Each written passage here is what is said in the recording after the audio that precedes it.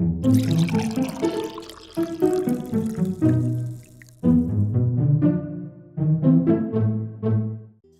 we'll do a recap of the last game. I think I did last week's recap, so it's going to be one of you guys. I'll roll it. God, please not me. You're 1 and 2. Huh? 3 and 4. I washed my hands of it. You're 5 and 6. Oh, it's a D6? F. I guess All right. it's you, Brian. So we had all just returned from the temple, but a bit upset at the loss of Garavon. So we all kind of went our separate ways and decompressed. Merritt went up to the garden, and without telling anyone what he was doing, and probably not even really knowing what he was doing until he got started, cast a 24-hour ritual, which made eternal sunlight grow in the greenhouse. Adina offered her services as a scribe, and everyone was a bit confused by what was going on up there. But in the meantime, Artigan went outside and started making giant stone boots, probably to eventually create a giant statue of himself, maybe? I don't know. But no one even knows he's doing it. Nobody knows he's doing it. Delaran's digging graves by hand because he's a stubborn asshole. And he wants to, draw the attention to himself even at somebody else's funeral. Everyone knows it's true. That's perfect. A weird albino Death Knight guy shows up with a noble who has a stereotypical evil goatee and wears a cape with a giant M on it, like he's some sort of bizarro superhero. And then, let's see, Artigan and Adina went off to Sharonor to research the riddle that we were given. Adina is now wearing the headband of intellect. Hopefully that will help. And we sold a bunch of magic items to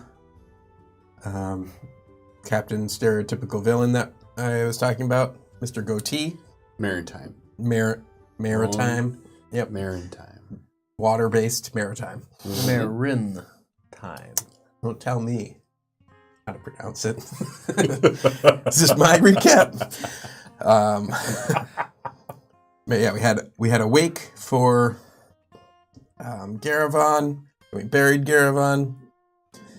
We tossed some goodies in there, and then the next day, I believe it was the next day, we went across town to where the Citadel of the Sun became smaller again by comparison, as across the street is a 600-foot tower that Merritt has never been to before in his whole life.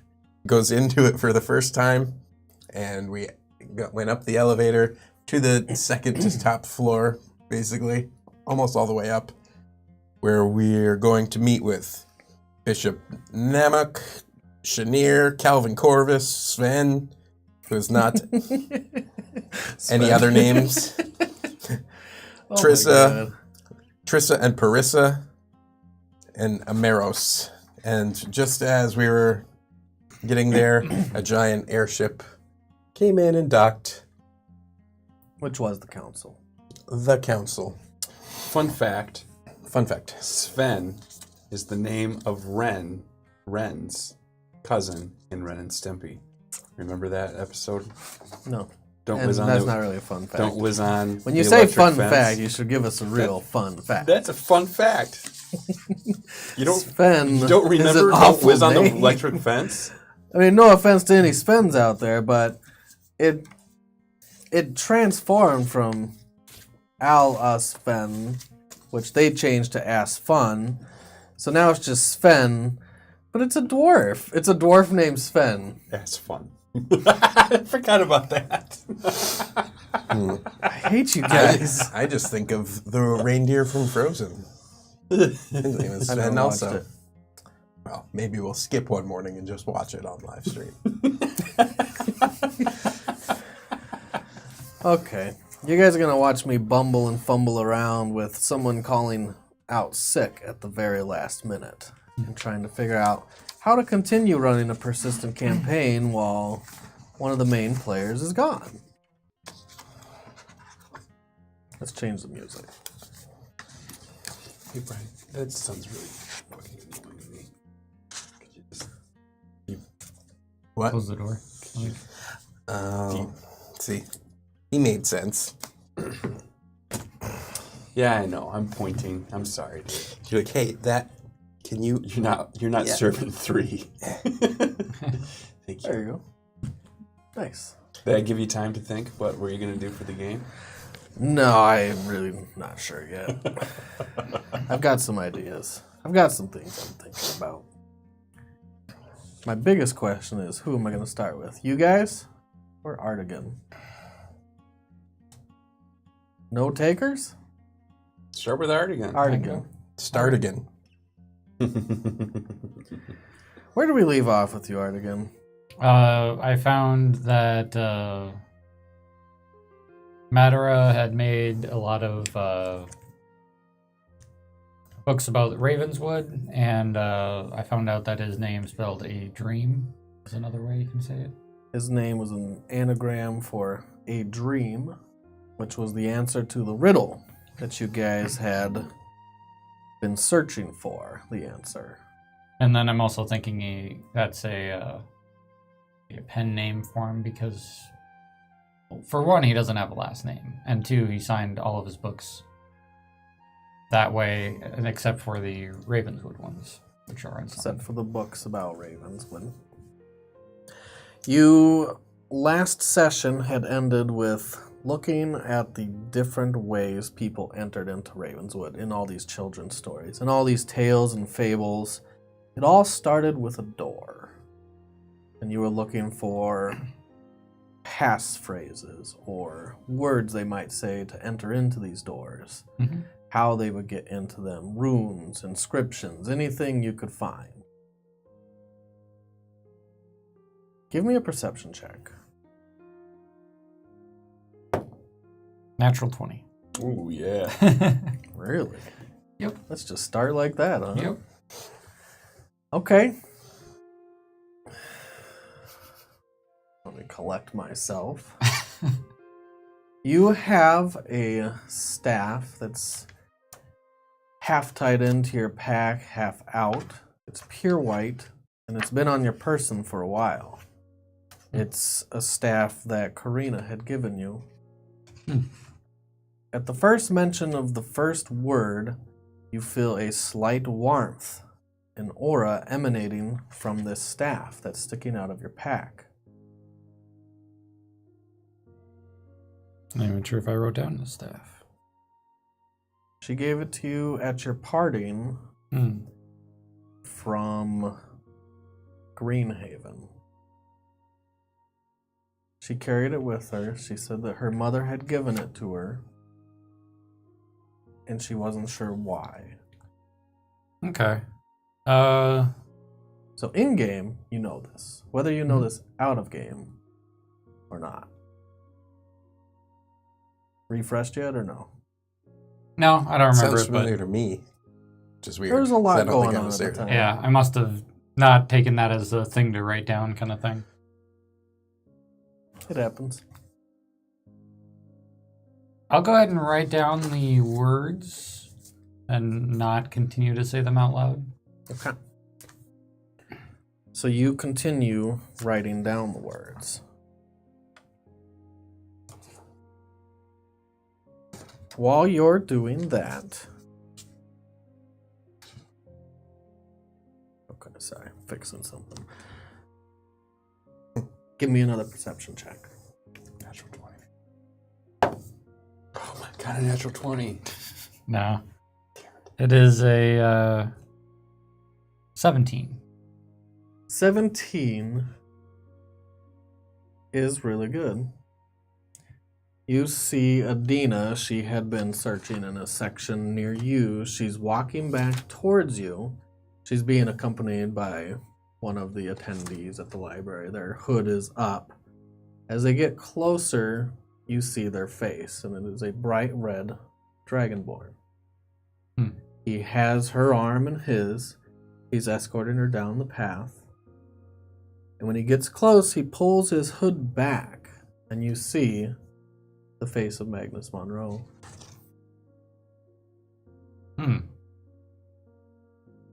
Switching over. What you Well, gonna that do, was Artie? unexpected. What's he gonna do, Artie? You can think about what you're going to do while Merritt and I'm going to do it. Raphael. I didn't do it again. I'm sorry. Yeah. I almost called you by your incorrect name. Yeah, you'll never We'll get get used to there. it. It's fine, dude. I'm not important. You're in the chamber where everyone's kind of walking around before the session has actually started, where people would formally talk down on the stage to the entire crowd. In total, there's probably about 30 or 40 people in here. You see all the different leaders of all the different citadels, their scribes. Your mother is there, Gloriosa. Lodi is there. Her scribes are there. You, Delaron, Raphael, Maritime, Roan Maritime, your master is there. And Nammac, Bishop Nammac, he's down on the stage floor, but he's just chatting with a dwarf right now. Is there anything you guys want to do while you're here? Gloriosa's already sitting. She's taken a seat. And no one in the Citadel of the Sun's crowd is out mingling about right now. And no one's really mingling with your group either.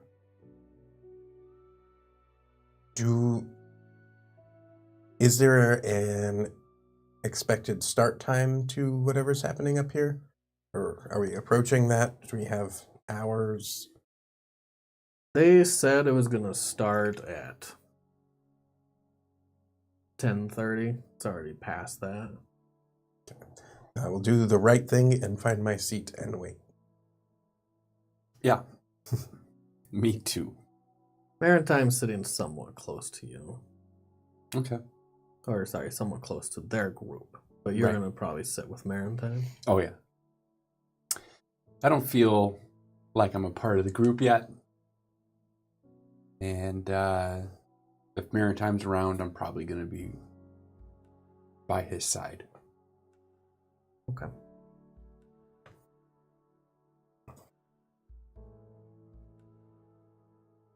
Give me a perception check. Me? And Merit. 13. 20, and what's your passive? 19? 15. 50. That's right. Different now.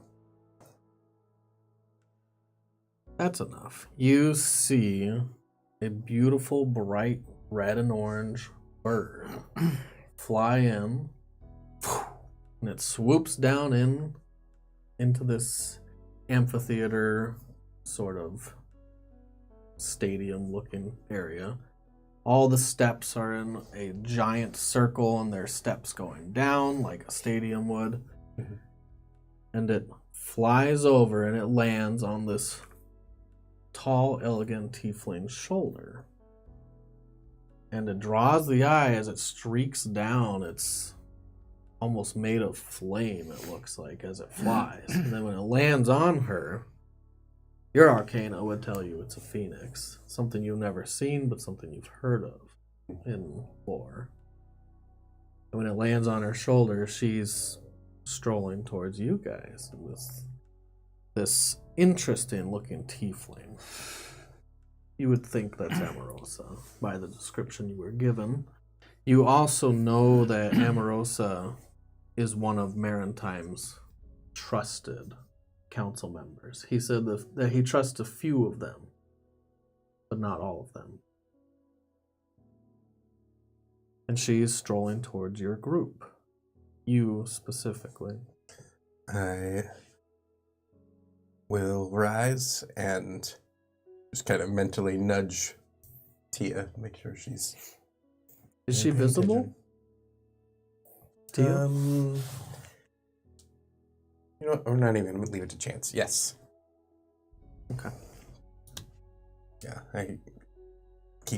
I've asked her to stay visible, and at least for the time being, just in her standard angelic pretty form. This tiefling, she's unlike anything you've ever seen. She has flesh-tone skin, slightly yellower than a flesh tone.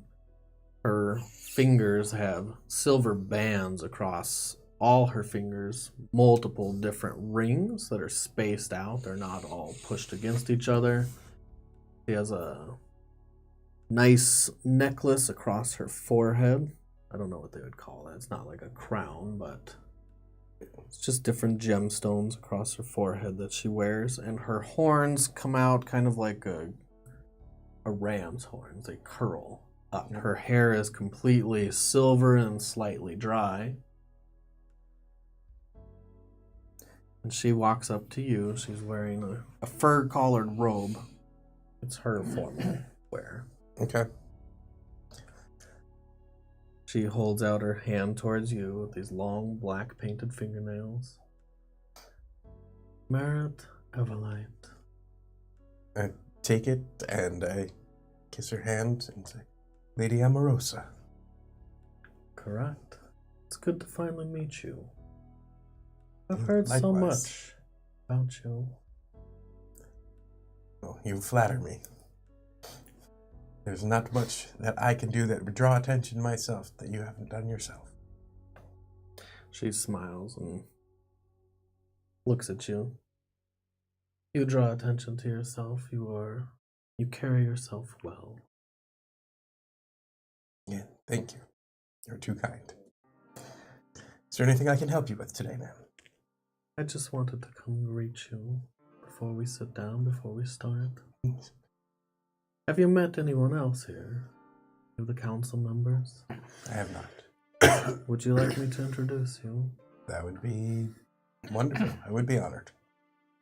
I did assume that we were going to be starting soon, but apparently that's not the case. They always say this, and they always come early and talk longer than they should. Very well. We're not very good with keeping time. Okay. It boggles your And I was mind. like, why? Why not? Sure. Yes, I would love to walk around and not stick to the schedule. That does not irk the back corners of my mind at all. Will you accompany me? And she holds out her arm. Yeah, I'll take that. So she'll walk you around. First, she walks past Marantine and Raphael, and she greets you. You've met her before. You haven't really sat down and talked with her, but Roan's met with her many times, and you've always been present in a lot of these meetings. Mm-hmm. Roan, Raphael. Just give her a little nod. She'll walk you towards one of the dwarves that's already sitting down. He's looking sort of somber. He's not chatting with anyone. He's sitting over by himself. This is the dwarf that has black hair and a short black beard. He has a shield strapped to his back, and he wears a mace that's 3 times the size what it should be, attached to his hip. He's actually got it. He's holding it in his hands and twisting it around impatiently. Makes me a little bit nervous. Fiddling with a weapon.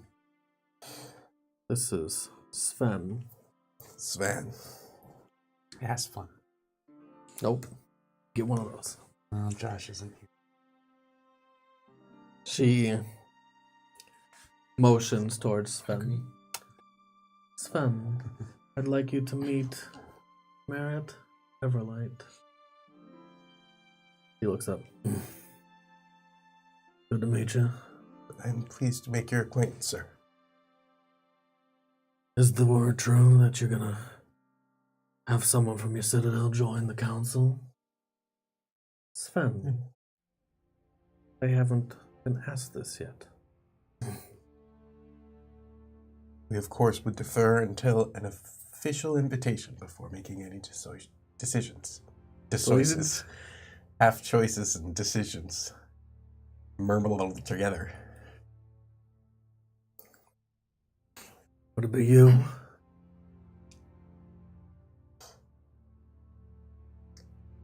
Would depend on the nature of the invitation, sir. You hear a ruckus from where your group sits. And you look back and you see an elf that had been talking to the group, but he's looking directly at Delaron. And he purposely makes a scene. And he purposely lets everyone hear him. He says, I will not stand idly while this traitor sits in our midst. That's the last thing he says out loud that everyone can hear, and he storms off towards the exit. Everyone turns towards them and slowly goes back to what they were doing, and all the noise starts to pick up once more of all the chatter around the room.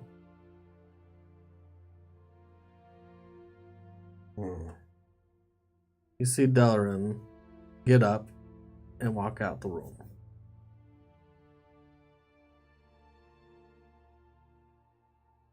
I guess I just say to myself, more than anyone else, I do hope he's just removing himself from the situation and not following him to go kill that man. Not out loud. Yes, not out loud.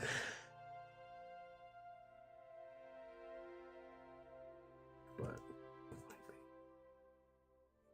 I got strings. No strings attached.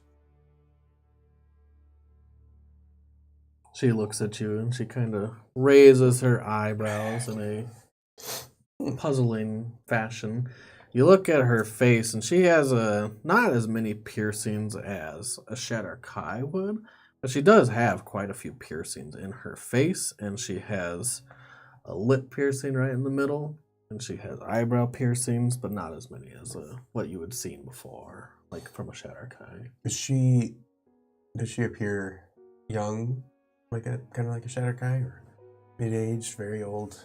She appears, for a tiefling, middle-aged. Okay, Like 40s, 50s kind of age. gotcha. Okay, I don't remember their lifespan. Is it humanish? pretty humanish usually. Okay. So yeah. Shall we continue? Yes, I suppose so. Did you know that rather obtrusive gentleman? The elf. Indeed. I'm assuming you're not talking about your friend. Nope, I know him, and I assume that the elf is somewhat justified in whatever he thinks he's doing. Short-sighted, but justified. I do know him. He wasn't supposed to even be coming. But here he is, making a scene. He's always been like that. You know, it'll be much better without him. The air will be a little clearer, the atmosphere a little lighter. So he came only to make a scene then. He makes a scene wherever he goes. Well, good to know. I try to take a little mental picture of what he looked like. Okay. So, while you're walking around talking to everyone, what are you doing, Raphael?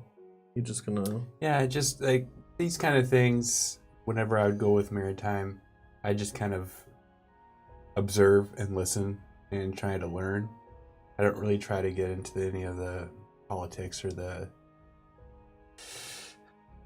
I'm just there to learn and be with my buddy. Okay. Strong silent type. Oh, and she'll tell you, Merritt, she'll tell you, his name is Malik. He is one of the counselors. Malik. Such an evil elf name.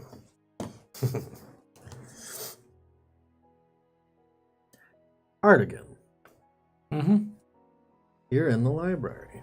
You were looking through these books and you see Adina arm in arm. She has a pleasant aura around her. She's chatting with this dragonborn that you now believe is Magnus Monroe. And you can tell she doesn't even realize who this is. How Who's far? walking towards you, and they're only 15 feet away. Hmm.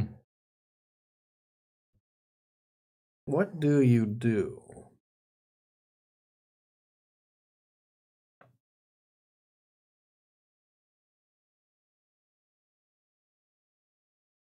They walk closer.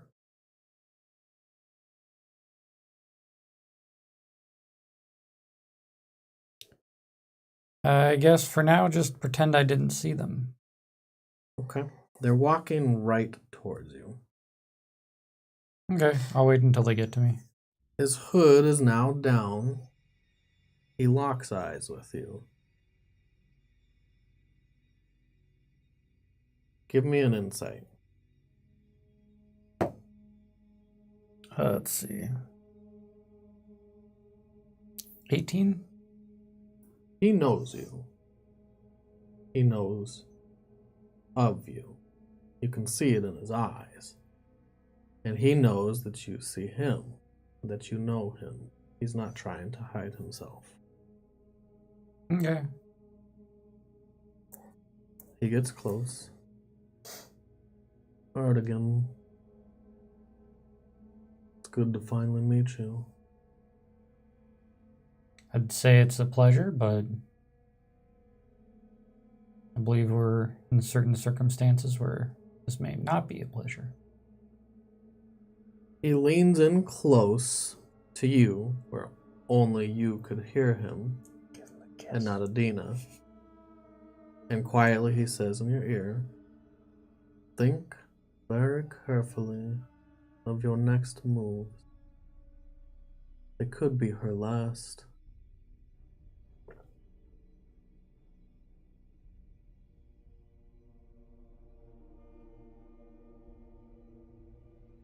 You have something I want. What is that? I know that you're looking for the tome.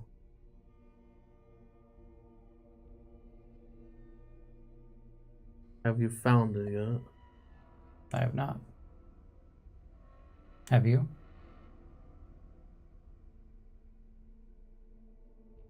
I've been watching you. Been watching your group for a while now.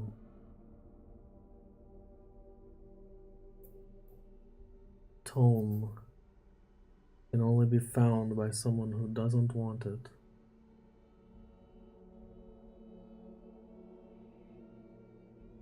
Where'd you I find have this? something you want.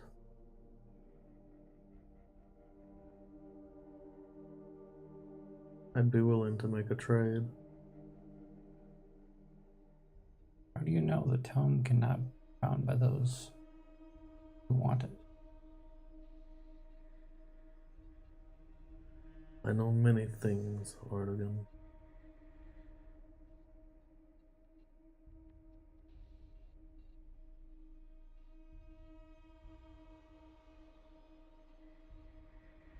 When you find it,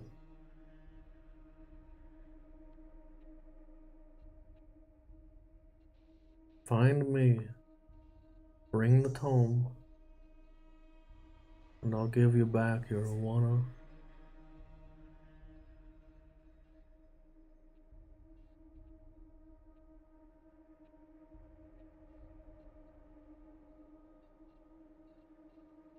I might even give you back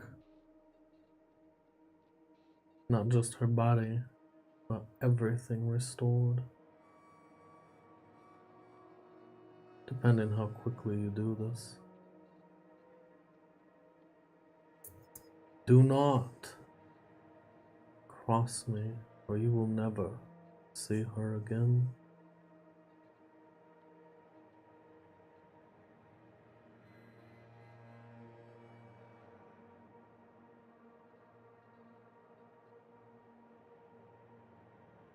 He swallows, and you can see his mouth. Looks like he's a little tense.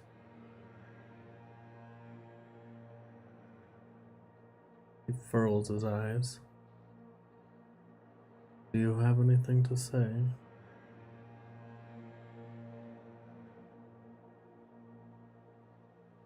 I'll think about it.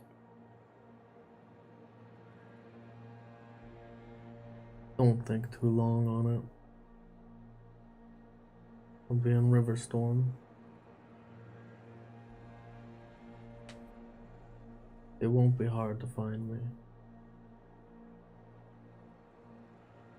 He leans back again and he looks towards Adina. Thank you, my lady. Good day to you. He lets go of her arm. And he turns around and walks away on the walkway.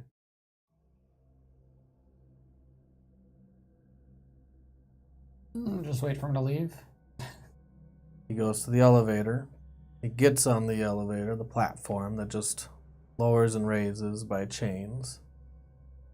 And as he's lowering down this library, he turns towards you and Adina, and he gives you a nod.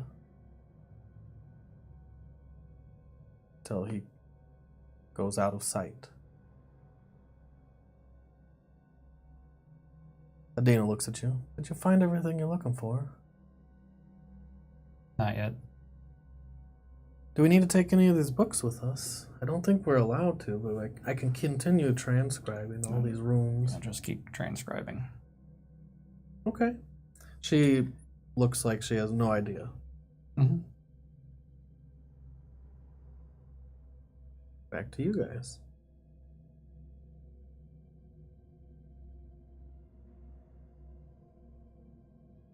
Amorosa is escorting you down to talk with the bishop. Have you met the bishop? I have not. I've been rather busy these past few months. And before that, dare say he would have had no time to meet one such as myself. I did hear that you just came into your title. Indeed. It has been an interesting week or so. Much to learn. I know of your mother. If you're anything half as good as she, you'll do just fine. Thank you for your kind words, and you are rather correct in your assessment that the best I can hope for is to be half of where she stands. Children, not saying you're a child, but as they see their parents on a pedestal, when they grow up, they learn that they've been through everything you've been through. They are not perfect. And eventually, you'll understand that you're just like her.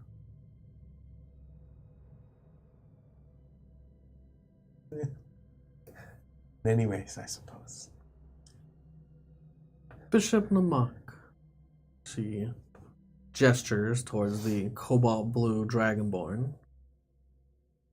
He stands about 6'5". He towers over a lot of the council, especially because half the council that showed up is dwarves. It's only about 2 inches taller than me. Yeah. Tall 15-year-old. Oh, so lanky. He is dressed in his formal robes and wear. He's got a lot of jewelry on his fingers. He's got some rings that are very flashy that catch the light of the sun when he moves his hands around, but you'll notice the one thing he doesn't have is any symbols, no religious symbols on him whatsoever. Because to be the bishop of Oakdale is to remain neutral of all gods. That way everyone here knows that he's working for all of them and not for a specific temple, one or the other. Amorosa, is that you, I hear? He turns around and looks down at her and then meets your eyes. Bishop, it's great to make your acquaintance. Mr. Everlight, what was your name again? Most call me Merritt. Of course, my first name was Zedkill, though very few use that term. Light's blessing to you. And also to you. Merit, not Zedkill. I'm glad you've finally been able to come visit. Absolutely. This is quite the tower. And to have such a turnout, I can't even imagine having a church this large. Roll your perception, Raphael. Raphael? Raphael. Whoop. By the way, I have a 16 passive, but I rolled a 17. 17. You see 2 more figures walk into the stadium, the amphitheater, through the back entrance. Most of the people and where you came through the front entrance. Roll a history. Okay.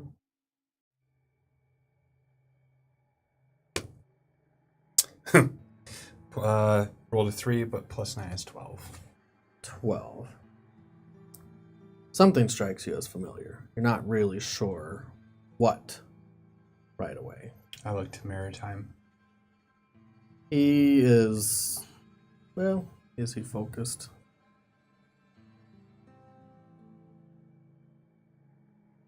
He looks over to you. Gather your friends. You're gonna need to leave now. He stands up and he walks over towards Gloriosa.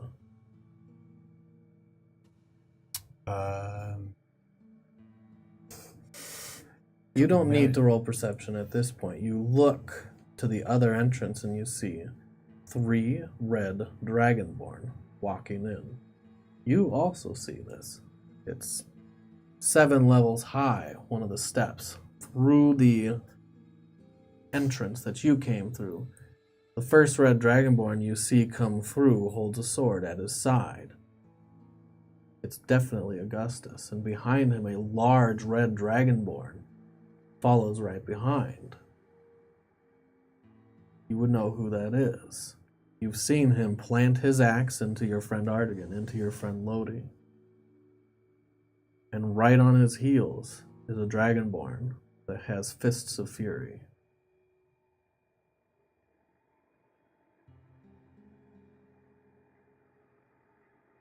I also seen a corpse of each of these fine gentlemen, so I hesitate. Assume it's an illusion of some sort. You hesitate. What do you do, Raphael? I grab the counselor. I go, Counselor, please come with. He, you know he's capable of magics. That if he needs to, he can get out. You've seen it before. He's the one that got you to Oakdale in the first place. I'll be fine. Gather your friends. What's about Gloriosa? He's walking over towards her right now. You're still on his heels. You hear someone shouting, "What is the meaning of this?" Roll your initiative. Oh. You can as well, Merritt. Yes! 8. I rolled 19. 21. I should make a card for you. And now you'll be Temporary, Garavon. temporary character, so it doesn't matter. Temporary. Oh, shit. Please no, I spent way too much time thinking about this guy.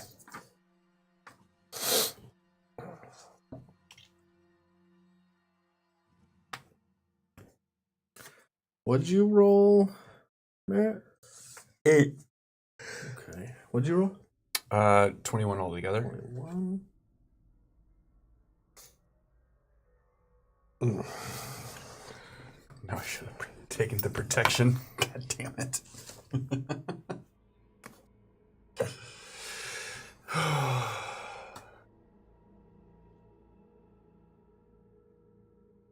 The two people you see coming through the back entrance. One dragonborn. Black. You think he's familiar, but you're not sure why. One lady with short, fiery red hair. A soft diamond-shaped face. Human. And as she raises her hands, flames start to dance from her hands. The whole room goes into a panic. You hear someone shouting, besides the one that first breaks the silence. The panic starts to take over in the room, and people are starting to work their way away from these entrances. It's going to start with you, Raphael.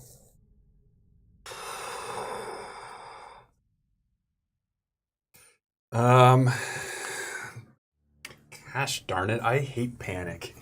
I don't want to strike first. So, staying true to that, I am going to run over to Merritt.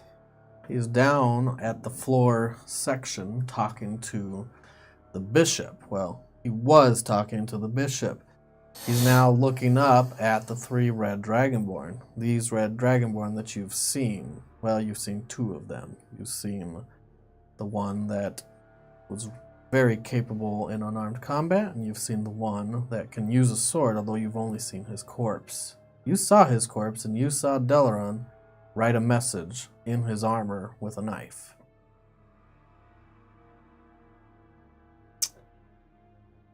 Yeah. Thanks, Delaron. If you're out there. Well, I'll tell you what. Instead of, I guess, that's what I see. I haven't moved yet. Mm-hmm. Okay. So I'm going, how far are they away? They're at the entrances, so the nearest ones to you are the red dragonborn, 50 feet away, but 2 steps higher than where you're sitting, or we're sitting. And these steps are very large steps. They're not like a staircase. They are as high as this table, 3 feet high and 3 feet wide, or 3 feet back.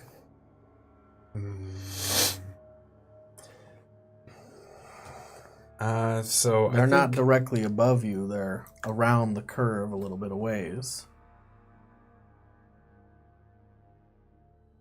Actually, I'm going to step back and make sure Glorios is okay. So You're going to move with Maritime, yeah. because he's moving that way. Mm-hmm. And that's what I'm going to do. I'm not going to attack first. It's not my style. Okay.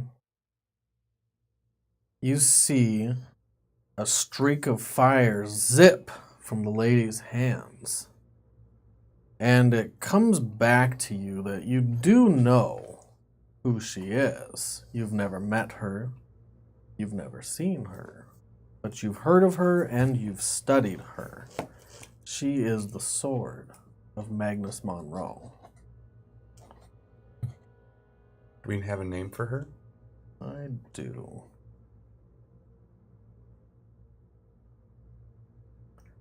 Her name is Mayella Petra.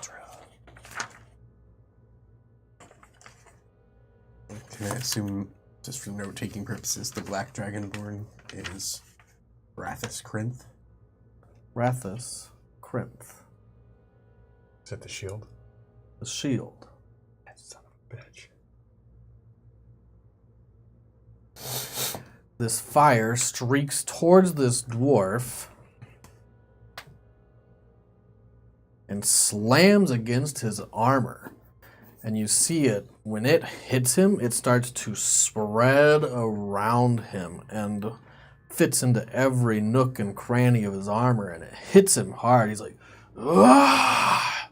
And he grabs his sword out of his buckler, or out of his sheath, and he equips his buckler. You see the 3 red dragonborn strategically descend down the steps towards the center. Augustus at the side. Frodrick steps forward and takes the front. And Ro skirts around away from them quickly. Very quickly. Away from you as well. He is headed towards one group of people that you had not introduced yourselves to or talked to. Another group of people that have their own citadel. Worshippers. Do you have you do have history. Go ahead and roll it. Well, that's pretty good. 26. The group that he's headed towards, they have their own symbols on their cloaks and clothing and shields, whatever they have on them, and you can tell that they are worshippers of Shar. And Shar is... I would know Shar, right? Shar is the goddess of secrets. Oh, yeah, that's right. Okay. They've been very reclusive, and as he gets closer, they start to cower further away, and you hear a lady screaming now. Is Henthiel there? He is not there. I love me a good giant drider. You hear the sounds of swords being unsheathed. You hear the sounds of people shouting orders, people screaming, panic.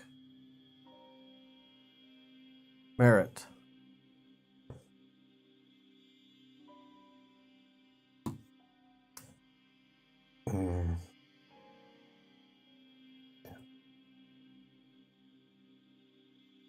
All right, so I am going...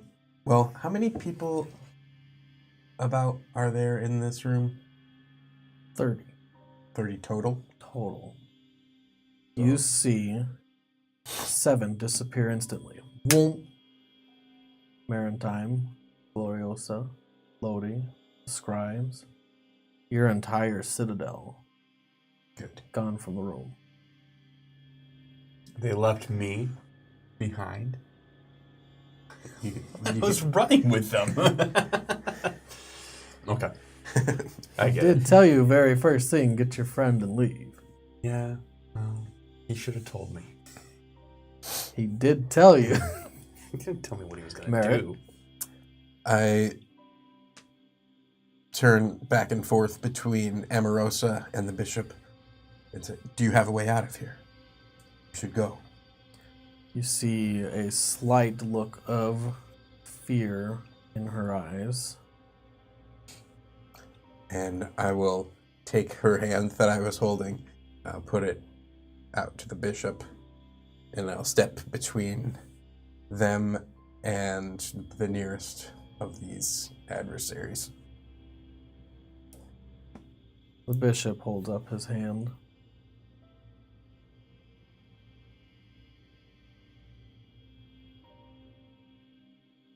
Please see to I the will lady's not safety. leave.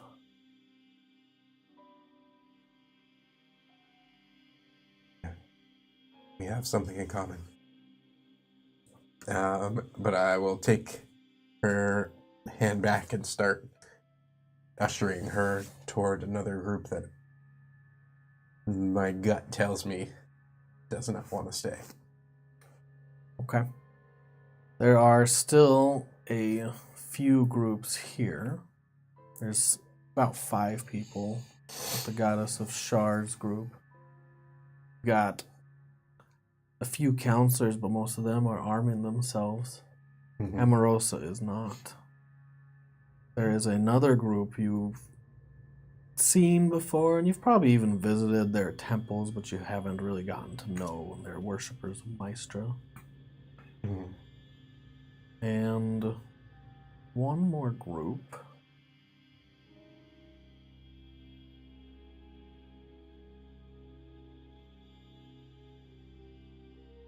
These will be worshippers of Gestai, which isn't a major deity at all. It's actually a very lesser deity. They're in the most panic, and you would think they probably have no magical means whatsoever. They're just simple worshippers. Okay. And then just the last thing I'll do is I'm going to reach into my bag and pull out a rod, which is the rod of security. Okay. And I assume that I've taken up 6 seconds of time. That'll be your 6 seconds. Raphael. Well, since everybody disappeared around me, I am going to go to Merritt. Down to the stage floor. Yep. Okay. You go down to the stage floor. It won't take you your whole movement to get there. It'll only take you about 30 of your... I guess that would be your whole movement. So it'll take you your entire movement action to get down there. You run down the steps. Mm-hmm. You see the Dragonborn, the red Dragonborn, are now almost exactly opposite you across this stadium floor. On about the same level as you, height-wise. You'd be looking into their eyes from where you were. You go down, now you're looking up at them. The mage, the sword and shield from the other side, are slowly descending the steps. I look at Augustus, and I'll say, "What is the meaning of this?" That will be my action. Okay, so you will wait. Do you want to hold your action, like ready in action?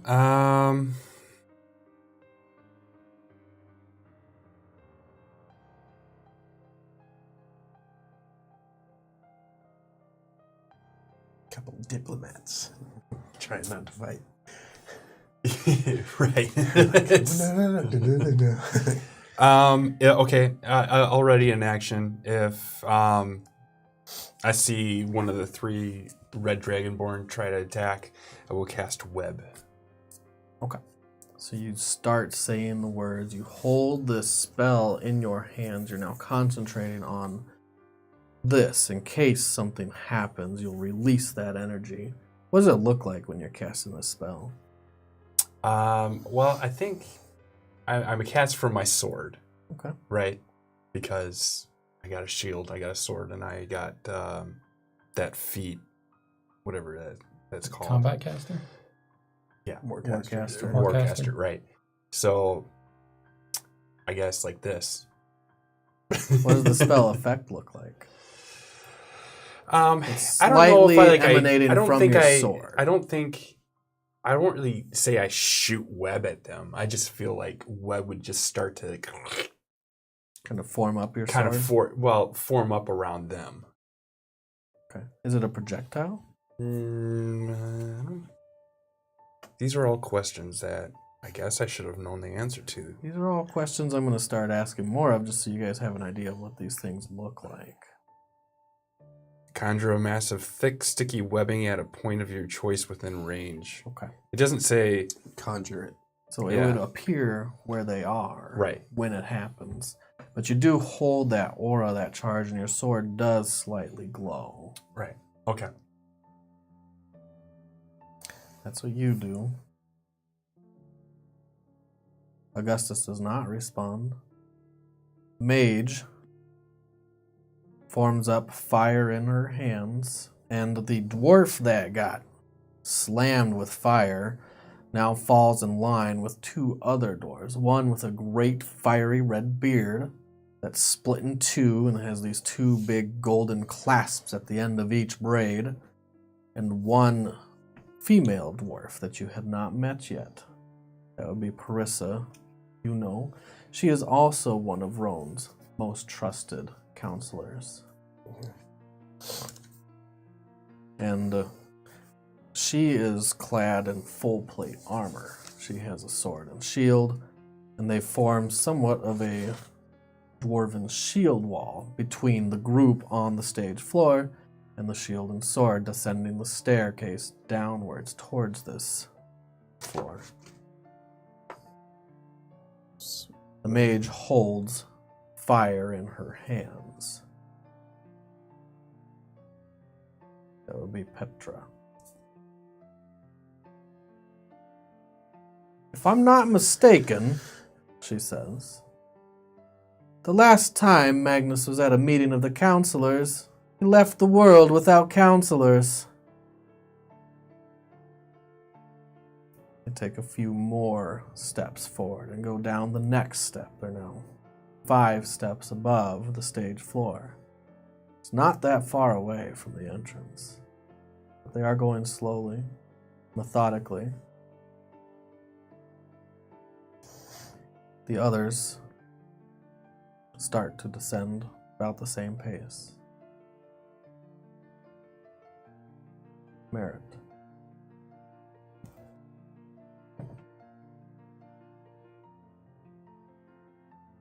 I turn and I hand the rod to Amorosa. And I say, when there is a distraction, so that the witch will not be able to interrupt, use this to go and bring everyone you can. It's more than enough space. She silently nods.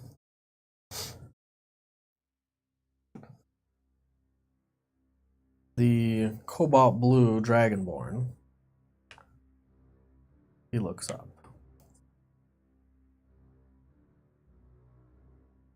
Maella, what do you want? You want to do anything else, Raphael?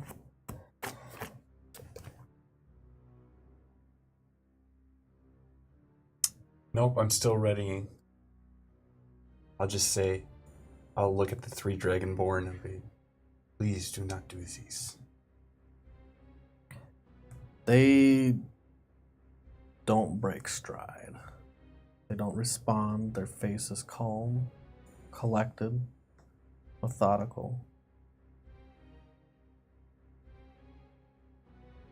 Magnus would like to see you now, Maella says to Nammac.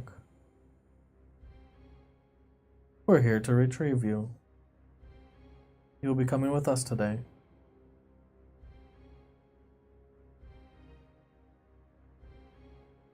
You promise not to hurt anyone here.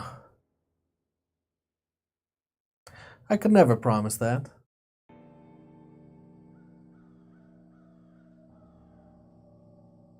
Maybe not today. They are 2 steps closer. They're almost near you guys, 20 feet away, a little up. Barrett? I'm going to step toward the one who's talking, Maella, and I'm going to stand in the middle of her path. Say anything? Nope. But I want to be about halfway between where she is and where the bishop is. So you're going up a step or 2? Mm-hmm. Okay. You do not want to be in my way, young one.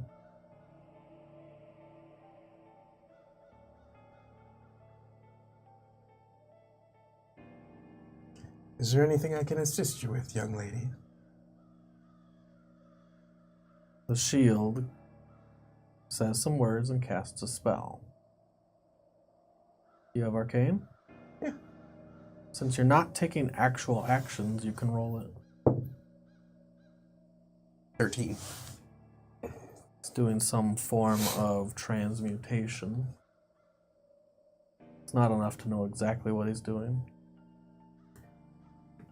It casts. Make a dex save. I don't make those. Let's try that I again. think that's impossible. There we go. That's a 7. Hey! 7. The stone stair turns into a ramp straight down to the stage floor. Shoot! And when it does, you slip down the ramp, you try to catch yourself, you land on your butt, and you scooch all the way back down to the stone floor, or to this last stage step.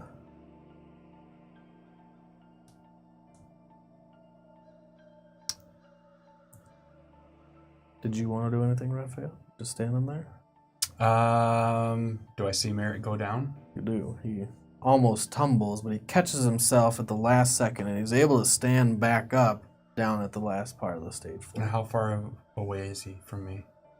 Very close. This is a Is he 20 by 20 total down here. right? I want to get so I'm within 5 feet of Merritt at all time. Okay, you step up. Not very far. You're Okay. within 5 feet. And I still have my webbing ready, I guess. Can I do that? Even though I move? Right. That is it. Okay.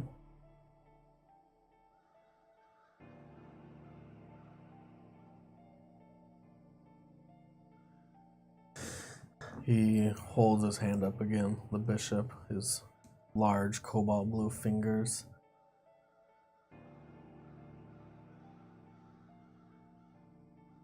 I'll go with you willingly, if you don't hurt anyone here. The dwarves form up. That's not possible. Bishop, we'll hold our ground.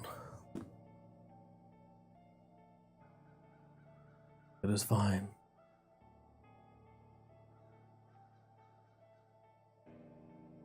We can go.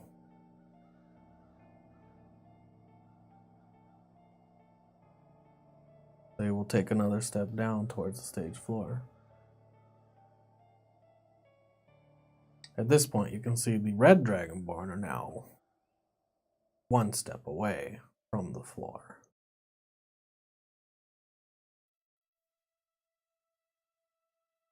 Why is it your lord has not come here? Why does Monroe not show himself?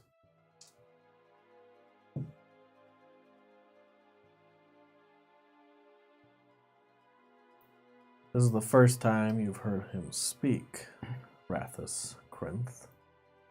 He's the only time you've ever seen him was fighting him, and now, but he's never spoken since. He has business to attend to with your friend.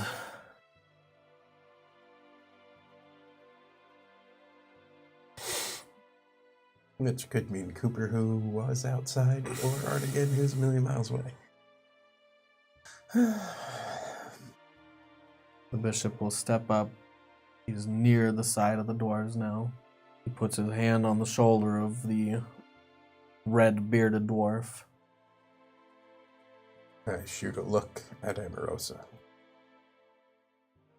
He looks very worried. You got a wink, dude. Yeah.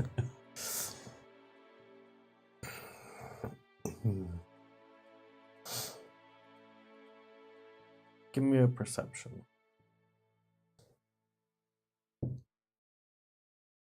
Ooh. 24. 24 is enough. It wasn't very obvious in all the distractions and everything that's going on. Her phoenix is not there. It was perching on her shoulder.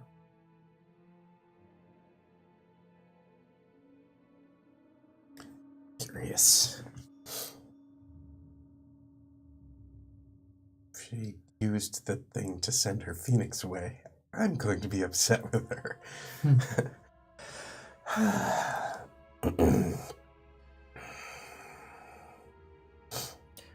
Artigan, Mm-hmm.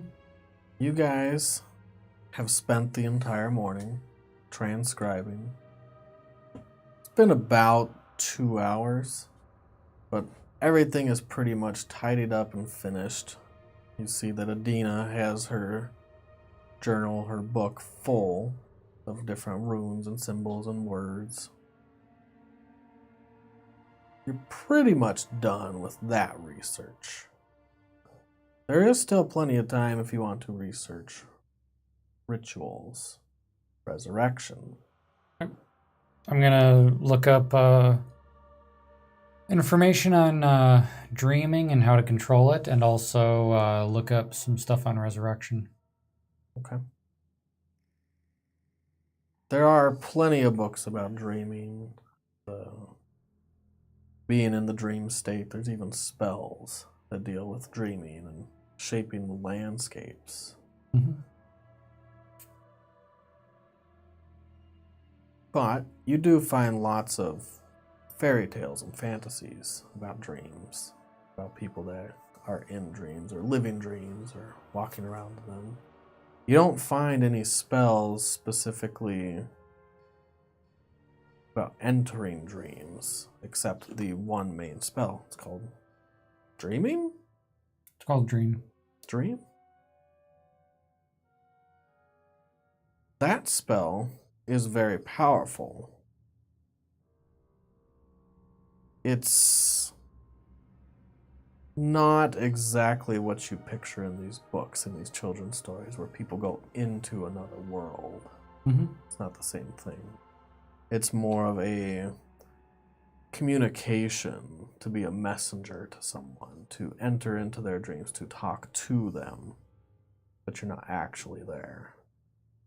I do actually look up if anyone's ever used. I know there's no point in it, but it says a creature. Can you choose yourself?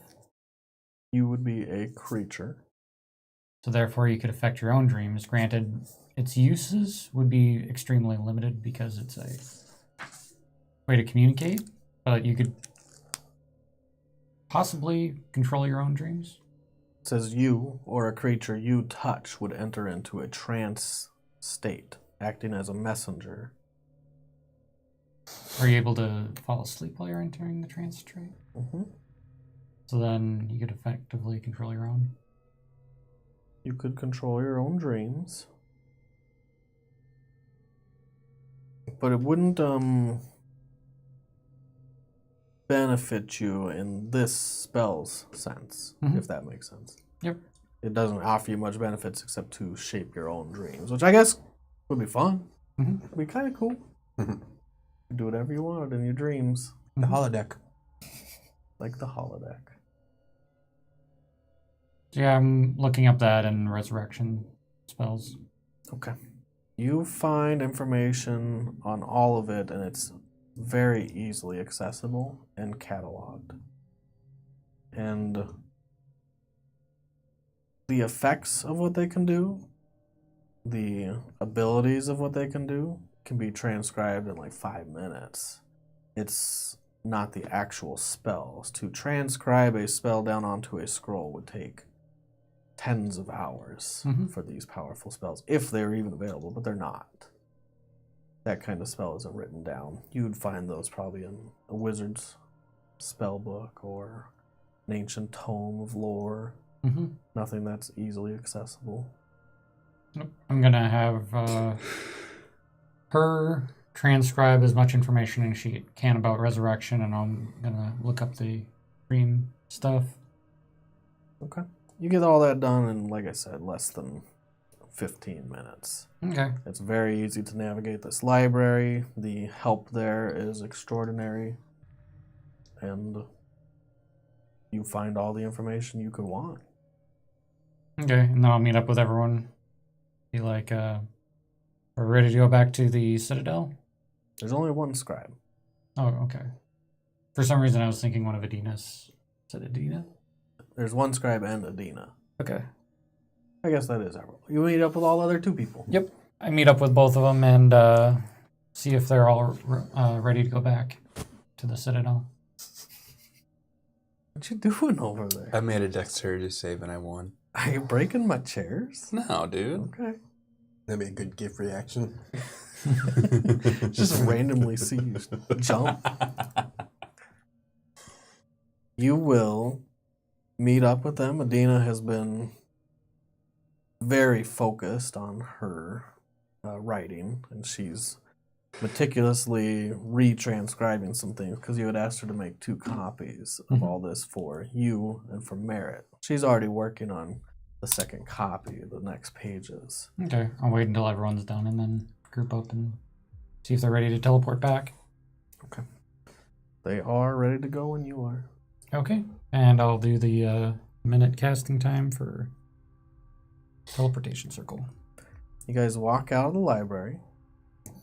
Your escort, the scribe of Amiradel, tells you that would be a bad idea to do it within the library. Yeah. I probably don't like it. But yeah, you walk out. You're now in this beautiful city of Sharanor. The sun is out and above the rooftops. Its golden light is pouring down onto all these different towers and spikes of the city. Finish your minute casting. You appear into the Citadel, correct? Mm-hmm. And you are there. Okay. And then I'll go look for Merritt and everyone else and see if I can find anyone. Okay.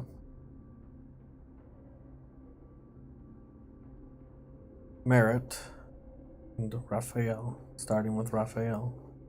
The bishop is side by side with the dwarves. They haven't parted ways to let him through, and they're facing off against the shield and the sword. You're standing right next to Merritt. I look at Merritt.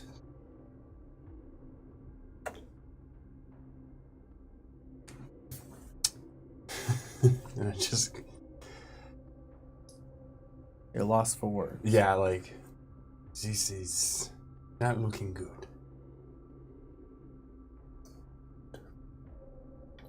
And I go over to the dwarves, Stand side by side with the dwarves.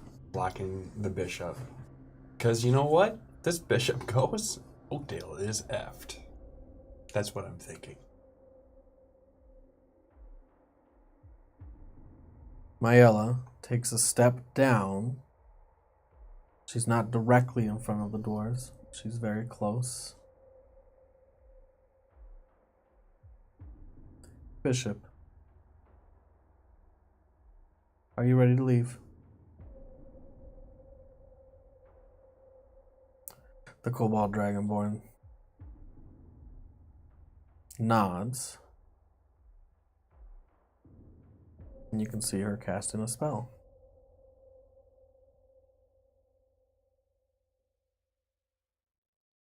You can roll your Arcana. Yes. 14.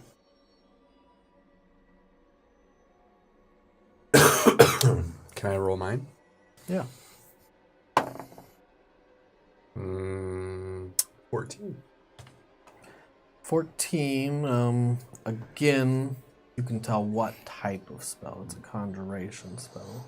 It's not enough to know exactly what she's casting with the words she's saying. You see some runes appear around her fingers.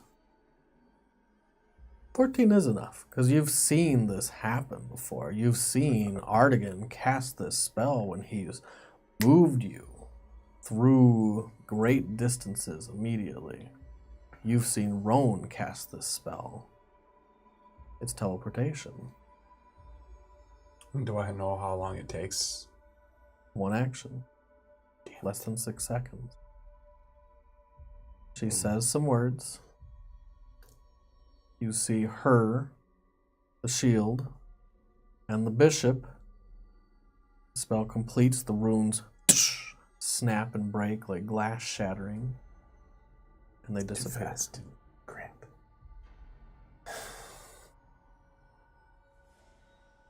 I thought it was longer too. Mm-hmm. You're now standing there in this amphitheater by yourselves, well, and the dwarves, and the other people of the temples, but the bishop is gone. What about the Red Dragonborn? They walk back up the steps. They did not teleport out. Hmm.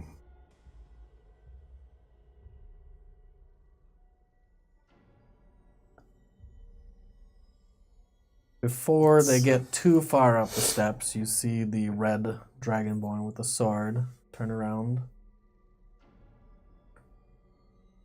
Tell your friend that I'd like a rematch. The one with the glowing sword. And he bows his head as they walk towards the exit.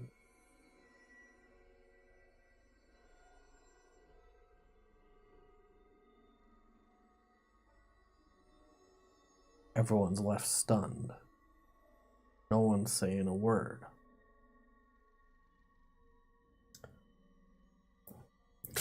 Grab the rod out of Amrose's hand. Stick it back in the bag. You angrily snatch it out of her hand. That could have been averted.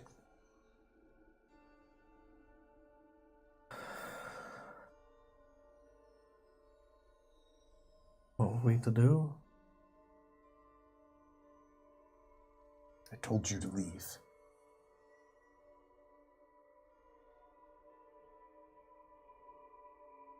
As you're talking, you see the Dragonborn now pretty much in the exit. No one's made a move towards them. I go up to Merritt, and I'll keep my eye on one of them, but I'd be like, let's go back to the Citadel. Are they walking out the same door as toward Cooper? Mm-hmm.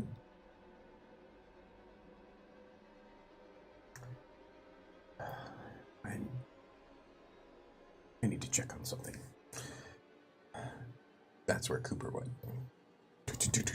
And I start hustling. And I will run right beside him then. Okay. It's not a day for a rematch. You run up the steps. You see Augustus turn the corner. He's last in line. He looks back as he is turning the corner to you guys running towards him. You see him say some words, and something in his hands goes, and it flares up in a gout of quick fire and ash. It is arcane, but you're very quickly pursuing, so you don't have time to see exactly what it is or what he's doing. You want to continue following them? Yes. Absolutely. Turn the corner, make a dexterity save. Oh. 18. 12. I believe. You succeed. Before you break your nose on whatever this invisible barrier is, you see Raphael slam into an invisible wall. It slams his nose forward and a gout of blood splashes down his lip.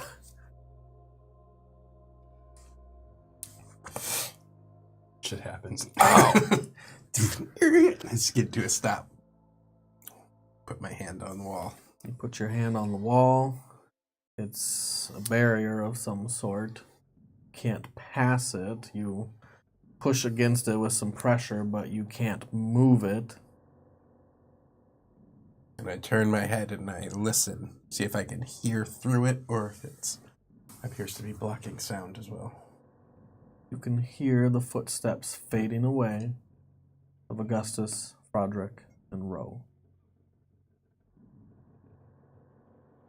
you listen intently, you can hear yelling and shouting coming from the amphitheater. Angry dwarves and other voices too joining in the chorus. We'll have to check on Cooper later. We need to see if anyone else has been taken. If everyone's alright. I step back down, away from the wall, back into the ruckus. We'll follow them. We'll try to calm these dwarves down. Okay. You go back into the room. Artigan, by this point, you were going to go meet up with everyone? Mm-hmm. I was looking for Merritt and... So you think they're probably all in the meeting still, because it should have just started not too long ago. You're making really good time. Okay. I will go to the meeting area. So you go to the Tower of the Gods, and you see up above, 300 feet high, in the middle of this tower, docked right next to it, a giant airship, something you hadn't seen before in this city. And you see a couple of the town guard. They're wearing their white, pure white tabards and their shields without symbols, without any religious symbols. How far up is the airship? Like 300 feet.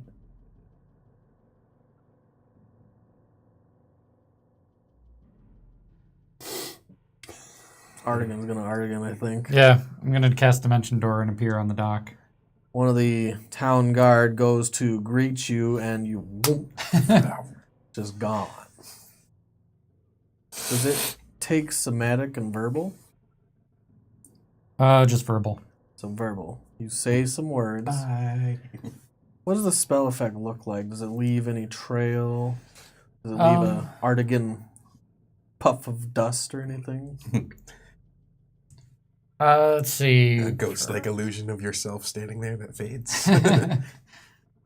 I'll say it's like a almost like a blue, kind of like black hole that just kind of like sucks me up and then spits me out up there. So you just appear, you disappear with a void that shrinks down to nothing, then you appear from a void, and it forms into Artigan. Cool. Not how I would have gone, but I like it. You're standing at the top on the airship or on the dock where the airship docked to? On the dock.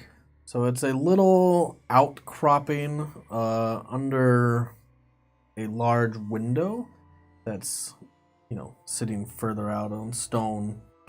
And on there is somewhat of a balcony with railings. And you're now right on the balcony, and you look in and you can actually see into the building. There's no door here. Like I said, it's just a large window or an archway. You walk through. You don't know exactly where you're going, but you do hear a lot of shouting. Can I peek around the corner and see what the shouting's about? Yeah, you can go in. It's inside. I want to listen before I go in. See if I can hear what's going on. Okay. You'll have to get closer. So you get closer. When you get to the tunnel that leads into the amphitheater, which you can tell from here is an amphitheater, you're not close enough to really see anyone. But you can hear the shouting, and you can see the tail end of Raphael and Merritt walking in. No fighting going on or anything? It's just people yelling back and forth? I'll enter. You enter into the room. Are you guys running back or you're meandering? Walking with purpose. Walking with purpose. Power walk. The three dwarves are up in arms. They're sitting on the steps. One of them's sitting on the steps. Two are standing up and they're loudly talking, shouting. What are we gonna do? This is an act of war. And you can see Parissa, she's the only one who she hasn't raised her voice at anyone, trying to calm them. We need to think about this wisely. We need to calm ourselves, gentlemen. Amorosa is very quiet on the stage floor. The other people from the other temples have filtered away. You passed by... Actually, no, you didn't pass by any. They went out the back entrance, where no one else came from or came through. Okay. So as of right now, there's the 3 dwarves, Amorosa. The 3 dwarves, there's Amorosa, there's an elf you haven't ever spoken to or been introduced to.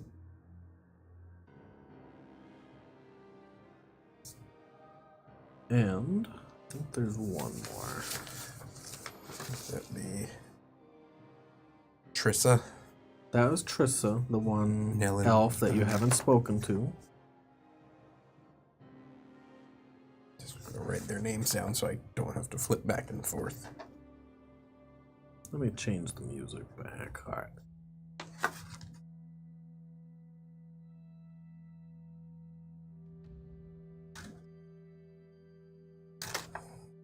Chenier is there. Okay. Although you did not see him before, he has a very recognizable face and you know him well. He must have came in after the fact. And that is it. And Chenier.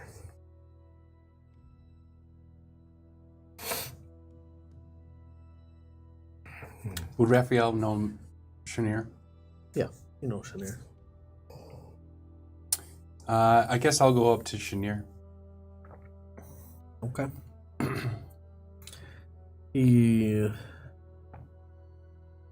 looks at you as you're walking up to him. Can you explain what's going on? Everyone's lost their mind. What happened? This is very strange. Obviously, people will be in a panic. Did you not see what happened? I did not. It was the shield and sword of Magnus. Along with his brother in that coterie. They came and took Bishop Nammac. This just happened? Perhaps a whole minute ago. Your timing is impeccable. Or not? No one tried to stop them? Of course. Most fled. There was little to be done. So many civilians in the area.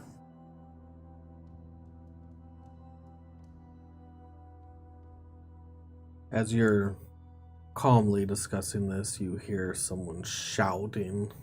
It is Calvin, the great fiery red bearded dwarf. Like, we need to go after them right now. We need to find them.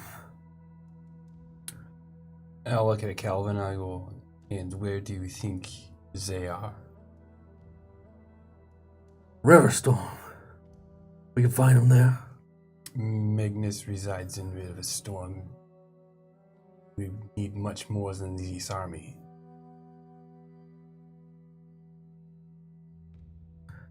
I'll not stand idly by. Watch them take our friend. You just did. As frustrating as it is, you need to deal with this without rushing headlong and getting anyone killed. And what do you want? What do you suggest?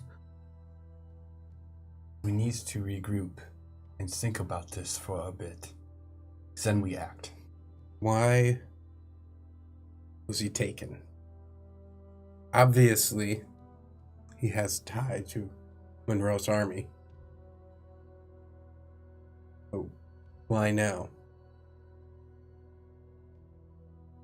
Obviously, You hear, also this was very visual on purpose, meant to send a message. Maybe it was sent to a message for you. This is Oakdale after all. Taking the Bishop of Oakdale. It's a bit close to home for you, does it not? Yes. I feel like the message would have been more pressing if he had just taken me. I think this may have been personal between the bishop and the Monroes. This is possible. He has a reason for taking the bishop. We might not know it, but there is a reason. Oh, Artigan. Hello. It's you and Shanir, just totally not suspiciously missing all the goodies. I'm mostly kidding, of course. Gallows humor. I apologize. Magnus gave me a surprise. Wait, what? Magnus? Yes. I was doing research in the library, and he went walking arm in arm with Adina. Came up to me. This is very cocky. I'm sorry, it's very what? Cocky. Is he saying cookie? It's very cookie? Yeah, it must be a weird thing. Yeah, Sorry. he is very bold. Oh, okay. Parissa speaks up. He's very brash. It definitely was to send a message. He could have come here at any time. Why now? What changed? The issue is he knows what changed and we don't. What did he say to you all again? I'm not going to tell you right now. His brother, Nuts on that. What happened? I will say that his brother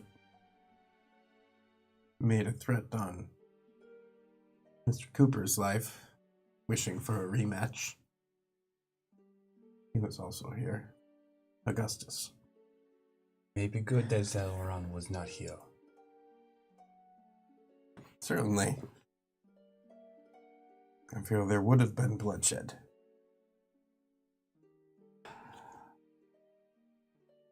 You're coming after the fact. You say that you've seen Magnus. Tell us what he said. This is Calvin again. His fierceness is perked up once again. I'll speak up a little bit and go, Magnus is a diviner. Now, quick history lesson. Does anyone know what a diviner can do? He's already told you. He's watching people. He knows when the important things are going to happen, and he looks at those specific things. If we are going to say something important in this room, he'll know it. Because he's watching us. Fuck all that and fuck all you. I'm out of here. He throws down his shield and you hear it clatter to the ground and he walks up the steps. I picked the shield up. Sorry, sir, you forgot these. He yanks it out of your hand and continues on his way. Easily straps it to his back. He'll cool off in a bit. He's been like that a long time. This is understandable. Maybe everyone should check to make sure everyone's okay. Then come back after a while. I would like to talk with you gentlemen. We all have a lot to talk about, I believe. Artigan, is there somewhere that is safe to talk? There might be. I think there is one thing none of us have mentioned before. And I'm sure you will all have strong thoughts on it. But I believe at this point, it would be wise for us to consider the possibility of surrender. Surrender? Where's Delaran? Let's think it over. Let's go find Delaran and see who made it back to the Citadel. Okay. So you head back to the Citadel. Everyone? Yeah. Yeah. Carissa will speak up before you leave. Can we come visit you? Absolutely. Try to calm Calvin down. After that, we'll come by, see your home. Lady Amorosa, you are of course welcome as well. Shanir, you too. And though we have not met, you're one of the few left here. I'm Merritt Everlight. I introduce myself to the elf. To Trissa? Yes. Trissa is a very quiet elf, and she has straight black hair and dark circles around her eyes. Her lips are painted black. It's good to meet you. There are so few of us now. We should perhaps reconvene in a setting more suitable to that of our number. I have a cozy little citadel. Barely a hole in the wall, really. But it should accommodate all of us. Got 10 feet shorter right there. It's run down. The lights don't work and the walls are creaking. The whole place smells of rats. Do you have a garden on the ceiling now? Yes, that's what we call the moss. Mold. Fungus. I think you lost Matt. Yeah. As you You're so passive aggressive. The best part is I'll let you keep going. please, if you have no other place to stay or would care to join us, please feel welcome to do so. I point out the glass window. It's down there. That one. That little tiny one down there. The one that's nearly as tall as this building. Not even close. First floor. Yes. You see Sven head up towards the exit. Everyone slowly starts to depart. And you all depart back to the Citadel. Do we see Delaran kicking around? Do you see Delaran? Do we see Delaran? You do not see him. Do we see Malik? You do not see Malik. Those are the two that I would like to keep an eye out for as said. Having trouble Stupid there? thing wouldn't fold. Is this like Delron to storm away without telling you? Impetuosity is one of his many fortes. However, he's not often gone long. Then we should not worry. I cast sending. Walking. Start. I'm going to try to reach Delaran's mind with Mhm. sending. Let me read it.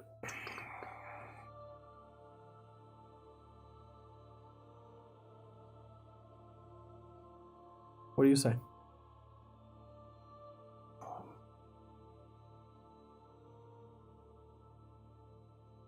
That is the numbered word.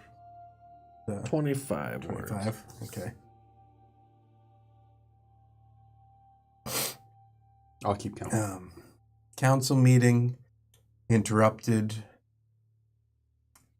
by sword and shield by Augustus, Froderick, and Roe. Bishop taken, but all else survived. We reconvene now at the Citadel. That's it. Nice. You wait for a long 30 seconds of silence. But you hear a reply. Saw Augustus in pursuit.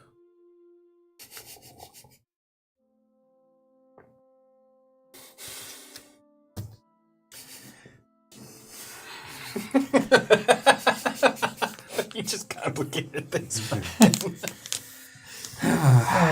Perfect. That is a Delaran thing. Yep. Put yourself inside the mind of Delaran. It's pretty easy. Is there a thing to kill? I kill it. Now we're gonna have to go after him. Yeah, he's wanted to play a new character for a long time.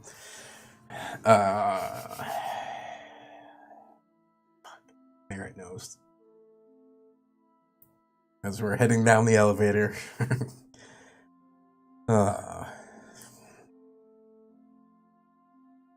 He saw Augustus. You know what that means. Friend Elrin is not a particularly complicated man. Since this is not a complicated situation, we must help him. Indeed. Question is how. Where is he right now? In pursuit. I gave him a chance to reply with 25 words. He replied with 4.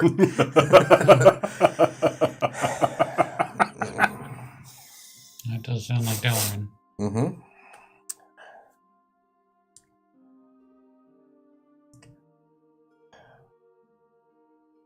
Is there a different way we can find out where he is? I cast sending again.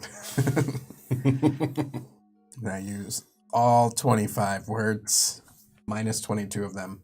Where are you?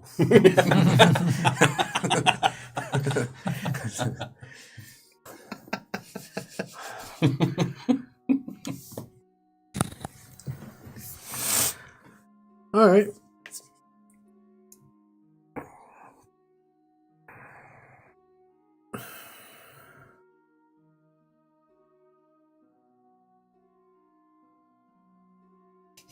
This is going to sound weird. Oh, yeah? On the poop deck. Not much time to talk. Oh, fuck you. Fighting just past a boot.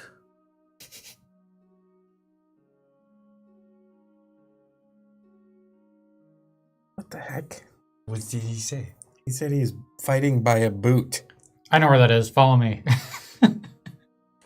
A boot? Okay, yeah, sure. We're slowly going down the elevator. Dun, dun, dun, dun, dun, dun, dun, dun, dun. Put on some music. Music. Are all days like Bing. these when with you guys? What? Are all days like these with you? Well, this has included some things that I can't say if I've ever experienced before. This is very exciting. How long does the elevator take to go down all the way? A long time. We cast teleportation circle inside the elevator. Take about a minute. Yep.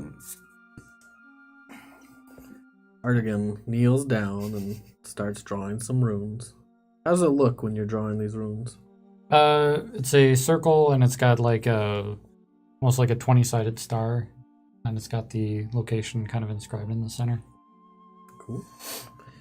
Is it arcane lines, or are you actually marking it with any physical markings? I'm trying to remember what it takes to. Oh, this is a good one. Do you do a lot of Yeah, it's rare chalk. So bamfing? Is Susie? You're holding. I take out 2 coins, but only show you one. A little bit of la la la la la la. Ba-da! Show up on somewhere else? No. All right. Well, hold on to your guts. It feels funny.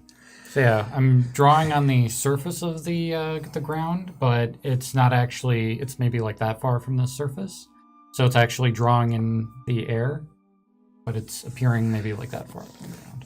Cool. You step through some of what he's drawn, and it just goes right through it. It's not actually there, it seems. And then once it completes, all those lines and inscriptions brighten up, and you're teleported into a forest. Oh, sorry. Teleportation circle only can go to the glyphs, so we go to the Citadel. To the Citadel. You're now in the Citadel. It's this way. There, go off running. Okay. You're on the second floor. You run down the stairs. It's going to take you a long time to get to the forest. Do we see Maritime where we're exiting? You don't. Good. Because I wanted to shake my fist at him. That's all right. I won't shake my fist. I'll run to the forest. Okay. You're all So- smart boys. Running would take forever. Mm-hmm. You have a stable. Well, I don't know where we're going.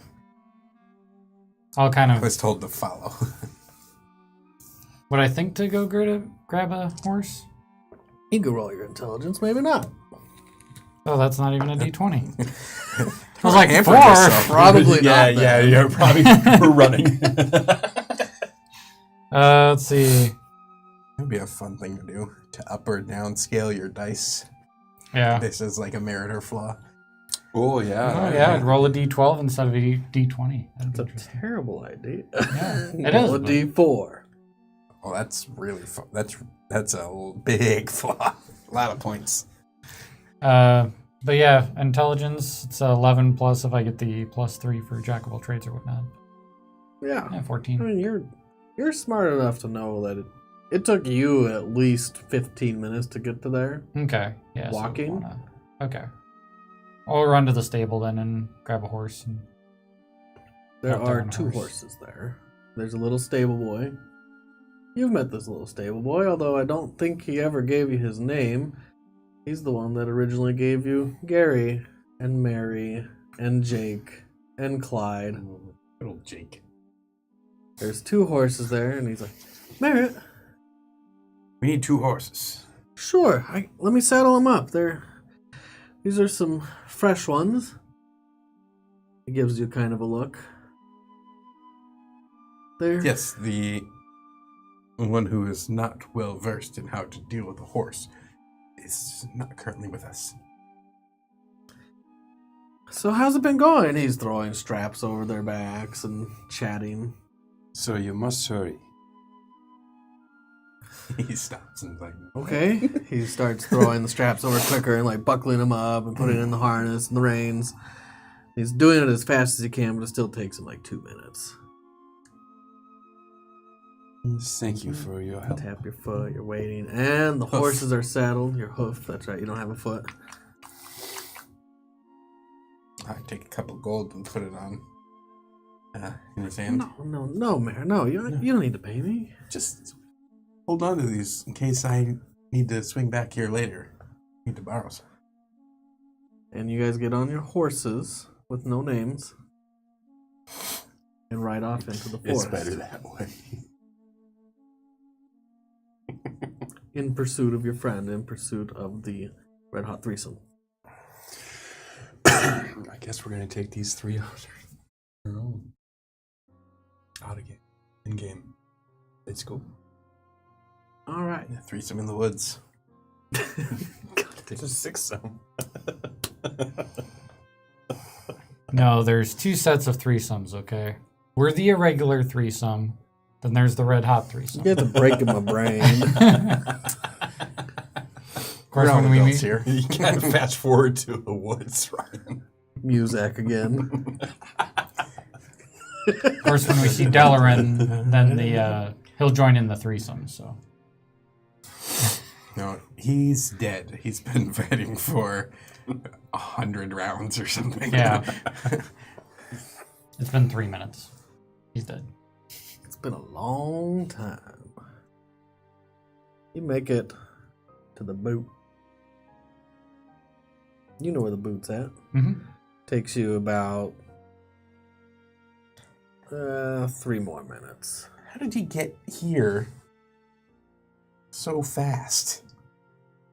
You look over, and you see a lot of blood. A lot of blood. More blood than a Dalaran could have. But you guys don't have a ranger.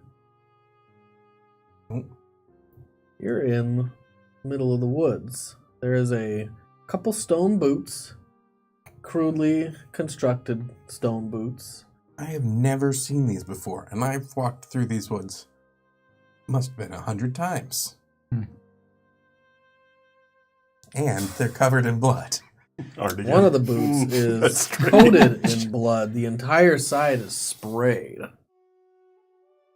These stone boots kicked the shit out of Cooper. What do? You don't see anyone. You see signs of battle. You see signs of blood. You don't see Dalaran. And you don't see the Dragonborn.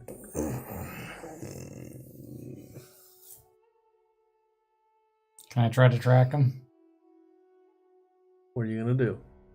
Follow blood trails. See if I can figure out where it went. Because I don't see a body. See if there's battle that went off elsewhere. Okay. Go ahead and roll your survival. It's 13.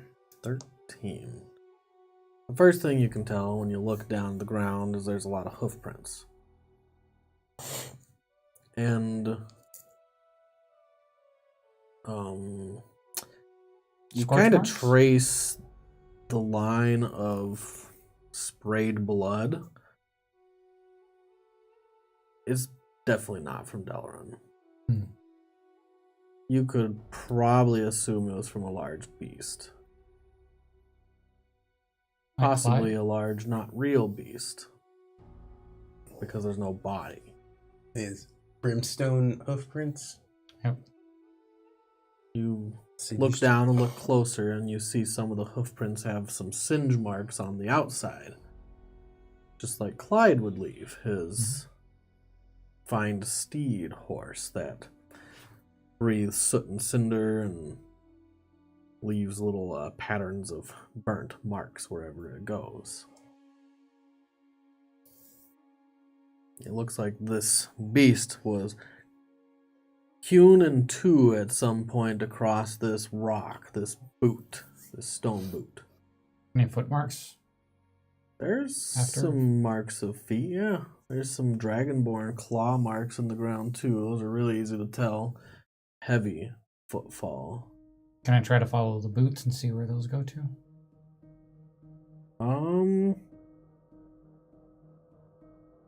You can follow the blood trail, but you don't see specific like boot marks in the ground. Okay. I'll follow the Dragonborn ones because I feel like those have also been likely. Because we don't see Dalaran's body and I don't see any extra boot marks. Do I see any boot marks following the Dragonborn feet trail? No.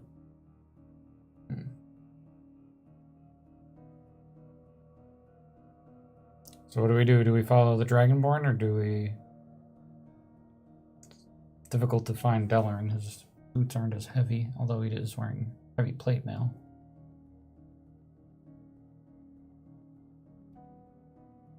This is the only trail I see. No drag marks. They would have had to have carried him. Are there any blood trails following the Dragonborns? So if you're gonna like branch off towards the trail that you're looking at, you can tell there are hoof prints that eventually go out of the blood trail. They leave little ringlets of blood going out that way. 2 sets.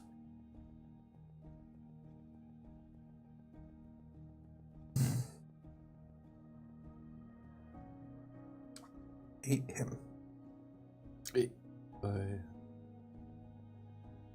Can you check and see where he is again?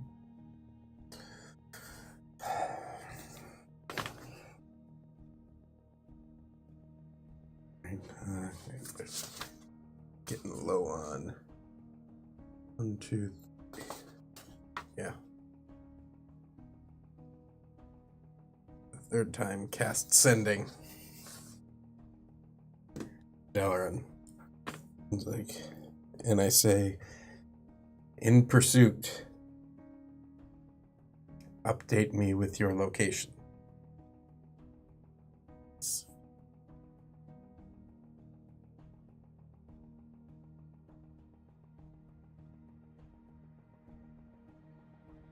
No response.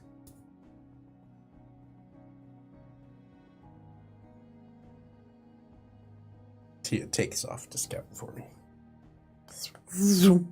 She flies off from your shoulder invisibly in pursuit. She goes up. You look through her eyes. You can see now down into the forest, into this vast landscape. The forest is all mostly dead trees and branches and limbs, so it would be easy to see anything coming through here. And the snow trails, there's still a good layer of snow through here. Besides all the game or other creatures that might have come through here for other reasons, it's not hard for her to follow a set of tracks, a trail, especially of 2 large beasts. She speeds off that way. You guys waited the boots? I imagine we're still walking. Following the trail. Eventually, the blood ringlets that are left in the snow on the ground are gone. Blood that was drug from the battle scene. And is now just a trail of snow. You look through Tia's eyes. You look down, and up ahead, in the snow, are 2 horses with 3 red dragonborn and a flaccid body on the back of the horse, unmoving.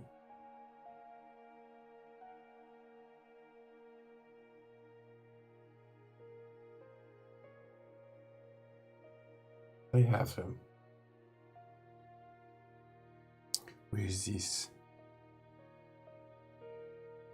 But I mean, yards ahead. That's the weirdest metric system I've ever heard of. 30? It's a while away. Like 2 minutes away. They're riding through the forest westward.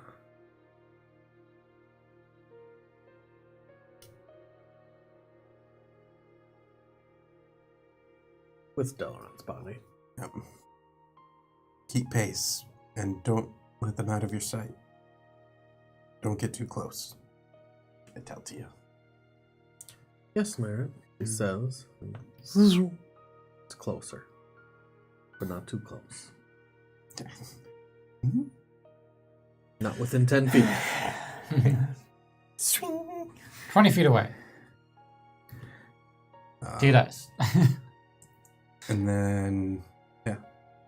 So they appear to be going at a pretty casual pace. A brisk pace, but not a dash. Just full movement, not casual. Like double move? Not a dash. Okay.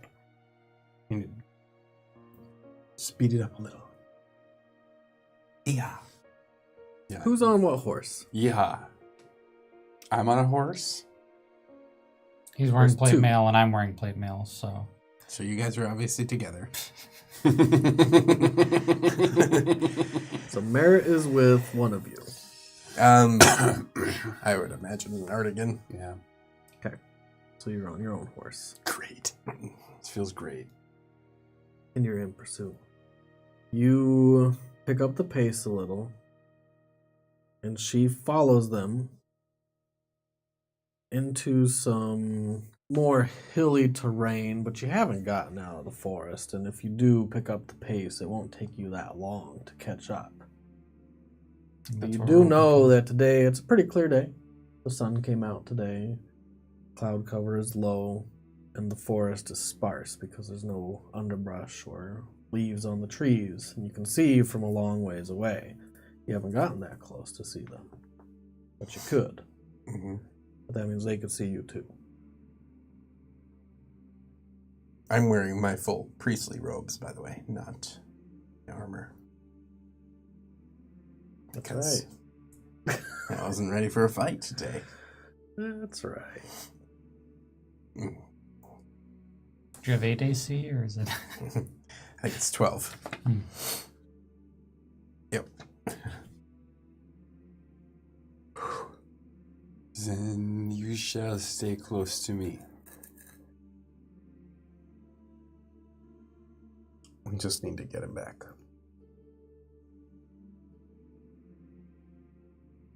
You continue keeping your pace out of sight until you tell me otherwise.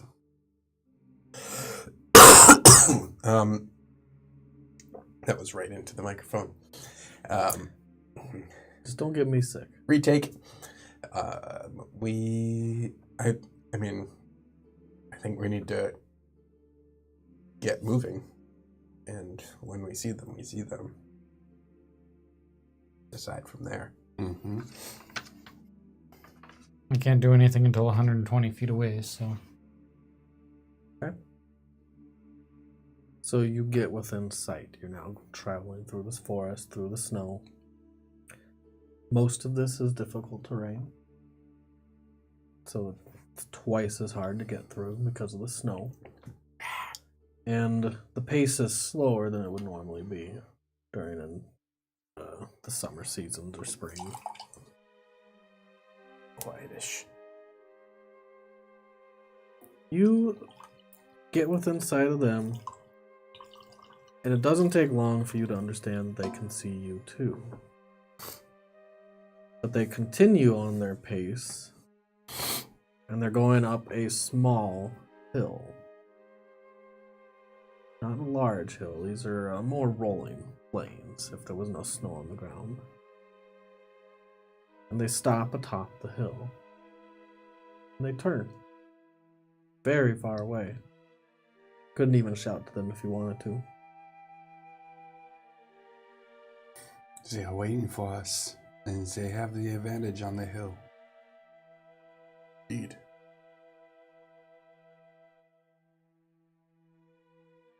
Shall we engage?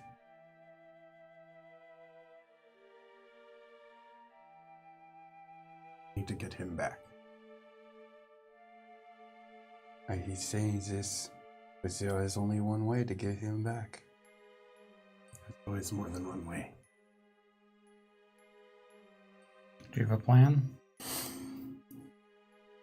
Unfortunately, no.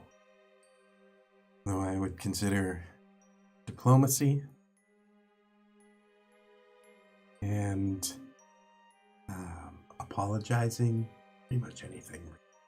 Apologizing for what? I don't know what stupid thing Deller and Cooper did to them. I imagine it was ill-advised. I feel like It looks like he's paid the price for it. Now, hopefully, that all things are even and in balance. They'll just let us have him back. married. We did kill them. Yep. Do not know if this is Gustus is that diplomatic. Let me go up and talk to him. I believe that communication is always the best. Yeah, but if you guys are outside of 10 feet of me, I can't teleport you as well. So I need you guys to stay back so I can make sure that I have all my ducks in a row, so to speak. stay more than 10 feet away from you. If you're going with me, you need to stay right up with me, so within 10 feet. Otherwise, you guys need to hang back so you can run on the horses if you need to. We shall all go together then. Let's not drag the horses into this, though. And I hop off. It's a bad idea. They're on horses. We're not on horses. They could catch us. No, just stay with the horses. I'll go up there. I can get away. Just if things turn bad, just get away.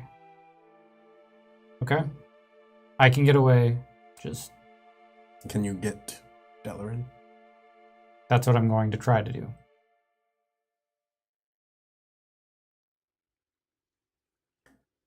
If it doesn't come down to they're willing to reason, then it's going to be an issue with fighting, which I don't think we're equipped to handle it. We barely handle them one at a time when we're all grouped together. This is very exciting to see. I've always heard about how creative Artigan is. I cannot wait to see what you have in store.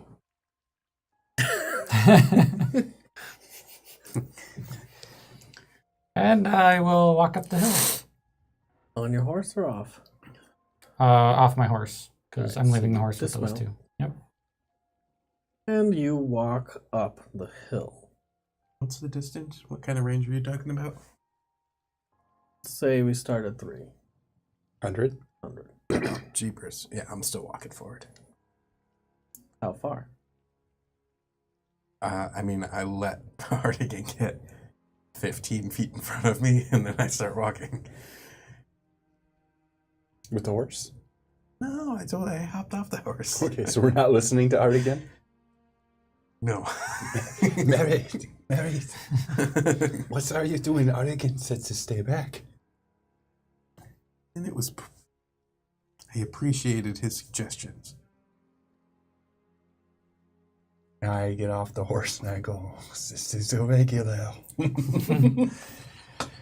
All right. You start walking up the hill together. Augustus will stay on his horse, but he will move down the hill to meet you. Are you bringing the horse with, or did you tie your horse up? I Did not tie his horse up. threw my reins to the new boy. Okay, so you have both the horses then? I guess I'm leading both horses to there Okay, too. I was like, or did you just leave them together? I don't know what you did. I'm leading them. But it's just Augustus coming up? You guys need to stay back. For one person going up, just follow suit. This is not a fight. So, yeah, we'll get closer, but I'm not making any aggressive moves. Just want. I'm just leading horses. Okay. You walk up the hill until you're very near Augustus, who is still mounted. You've come for your friend. We have? He is not dead, if that's what you're worried about. That was a worry. Yet. See how this goes. Artigan. Did you have a chance to talk to my brother? I did. And? Are these guys by me, by the way? No, they're still back. Okay, so Probably. not within earshot? No, unless you shout. Okay. 30 feet back. If you don't give them back, then my answer to your brother is going to be no. For sure. I imagine Artigan's got his back to us. Yet. Augustus is facing us. Mm-hmm. Okay. So you hear everything Augustus says. You can take that with, you can understand.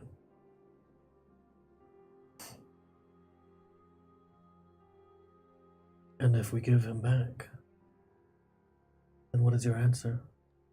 Then it's still open for discussion. Another discussion. Mm-hmm.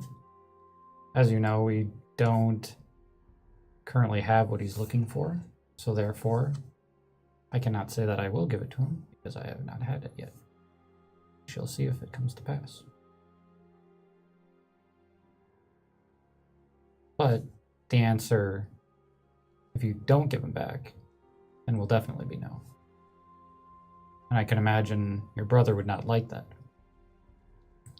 Can I roll my persuasion? Yes, yes, yes, yes. Have you ever done this? I don't think so. Yeah. That's a good roll. Yeah, but I'll use luck just to see if I can get better. Yeah. So that's a 32. Pardon? Yep. I have plus 16 to persuasion. He's never used it. That's spell level modifier. But he's never used it, because you guys always do the talking. Mhm. Usually Dalaran. It usually ends up poorly. Yeah. There's a reason you guys are in the position you've been in for a He's the long best time. Story enabler.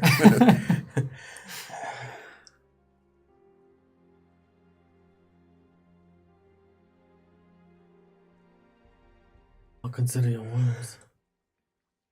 Let me talk with Broderick and Ro. Broderick's still rather upset about our last meeting. He just wanted to come down here and cut you all apart.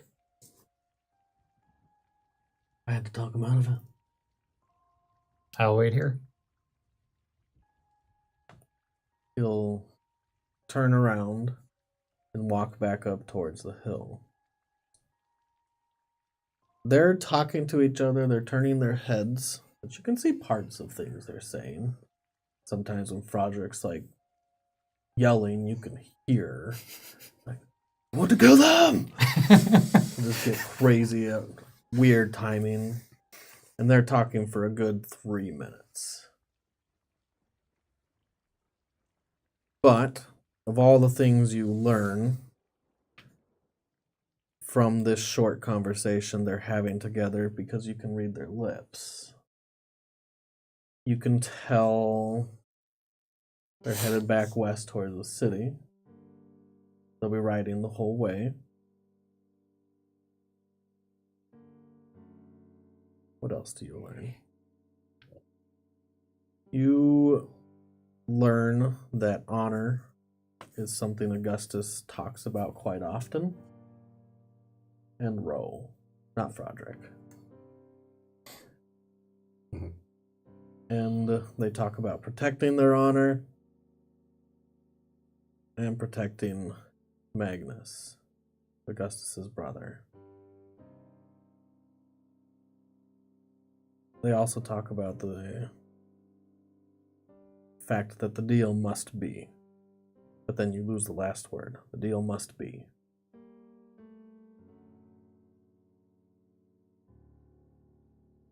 That's what you get in this short 3 minutes. Augustus, on his horse, will walk back, stroll back on his horse.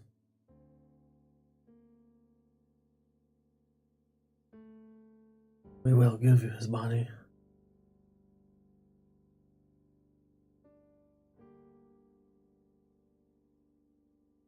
I'm sure Magnus will want another meeting. Did he give you a time frame? He did not. Expect to hear from me soon, though, you mentioned. 2 days.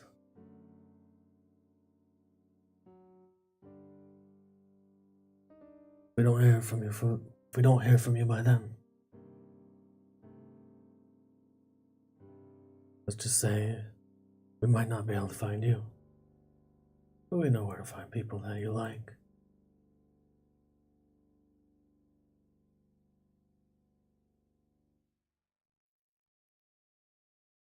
He dismounts and he pulls Dalaran's body off the back of his horse. Mm-hmm. Which wasn't on the back of his horse before, but he brought him down. Mm-hmm.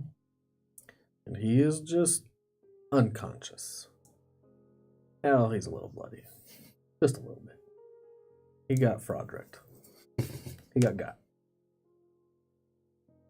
But he's not dead and he's not dying. Missing any limbs? Oh, that would be great, wouldn't it? Show you to call out. No, he's not missing any limbs. Every time you're gone, you lose 2 legs. He leaves his body in the snow and then mounts back up on the horse. Okay, I'll pick up his body from the snow and go down the hill. You go down the hill and meet back up with your friends. We'll tie him off to my horse. Maybe drag him. They disappear over the small hill. Well, What did he say? no. I'll scoot down and kind of tend to his wounds. Yeah, I'll say, how can I phrase this in a way that Artigan would actually be able to do it? Dang it. Hate playing characters that are more charismatic than Just say what you're gonna say. yeah, essentially he didn't want to make me angry and therefore gave Delaran back. You hold that much sway over Augustus Monroe. I can be pretty persuasive in my own way. We'll talk about it more in a little bit. This conversation I cannot wait for. This is amazing. Artigan has Augustus Monroe by the balls. What did you say about balls? He Artigan has Augustus Monroe by the balls. Oh, easy. Got you. Okay. I'm gonna Stand Get a behind little him bit and lip only. I can't understand him at all. I'm going to put a little bit of healing into our fallen companion. He gets 7 hit points. He awakes. Oh, great. I get to play Delaran now? God damn it. Why'd you do that? I will. Can't I just keep him away the whole game? He's like, He can be moody and pouty. Oh god. You suck at your job. what? What do you mean? You split the party again. You left where we were all together.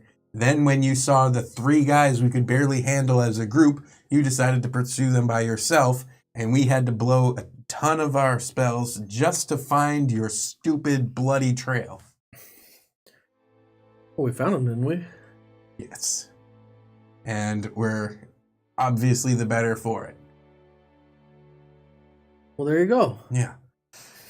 You got He's like chopped patting up. himself down and like looking for all the cuts. Mm-hmm. Yeah. Did you get what you wanted out of it? You got your rematch? Rematch.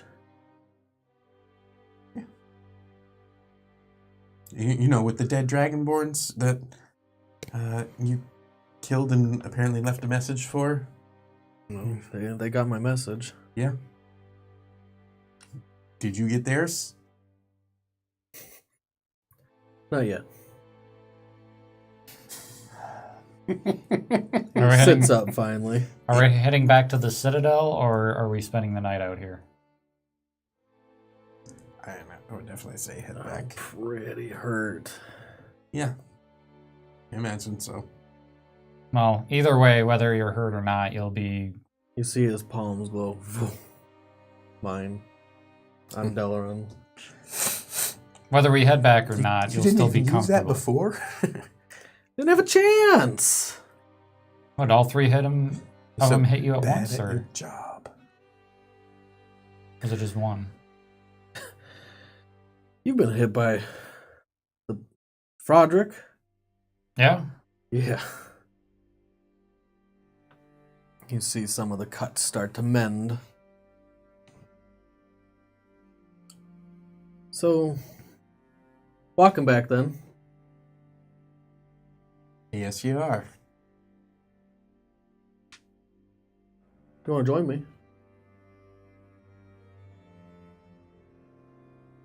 All right. Sprout wings, and I fly back to the Citadel.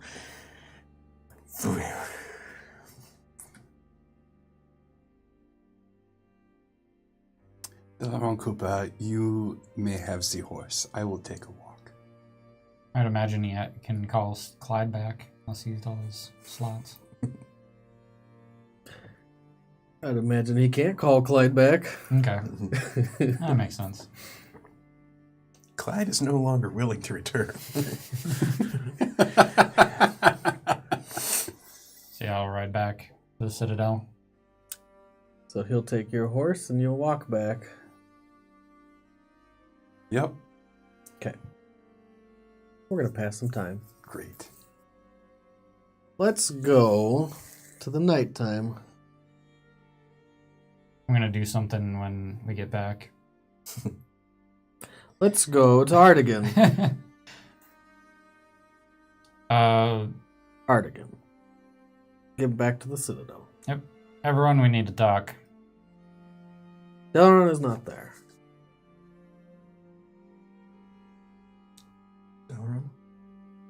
Delron did get the horse, but he just went to the bar. Okay. We need to talk. Should we get Dalaran or should we talk? I don't imagine it matters. Okay. Whether or not he's present. I'm up, and I wanted to make sure Gloriosa and whatnot are all actually there. They are not there. They're not there.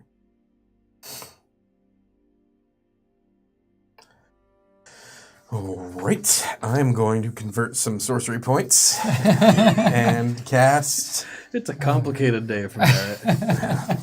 I'm cast going to make sure Ascending everyone's okay. once again. Probably do this right when I get back, and I will send her a message. Okay. So you send Gloriosa a message. 25 words or less. I am returned to the Citadel. Where are you? That's a quick message. Mm-hmm. I don't really need a lot of words. I just need to know where everyone is. Merritt, I'm glad that you're safe. Roan took us to Linspire. We're staying in his manor for now. We can return tomorrow. Is it safe? Let us know tomorrow. Is it... Wow, you're way over, dude. Really? Yeah, tomorrow it was... That's all you got. Yeah, you didn't hear, is it safe? She doesn't know return how many tomorrow. words it was. No. She's still talking somewhere. That's where I get it. That's Are you where sure Mary you're not gets it. related to her? I mean... May not be nature, but it's nurture.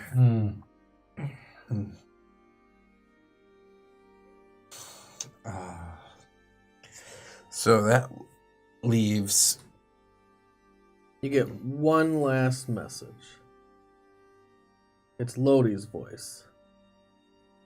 Okay, so Lodi's with her. Last spell. We'll return tomorrow. If it's safe, let us know.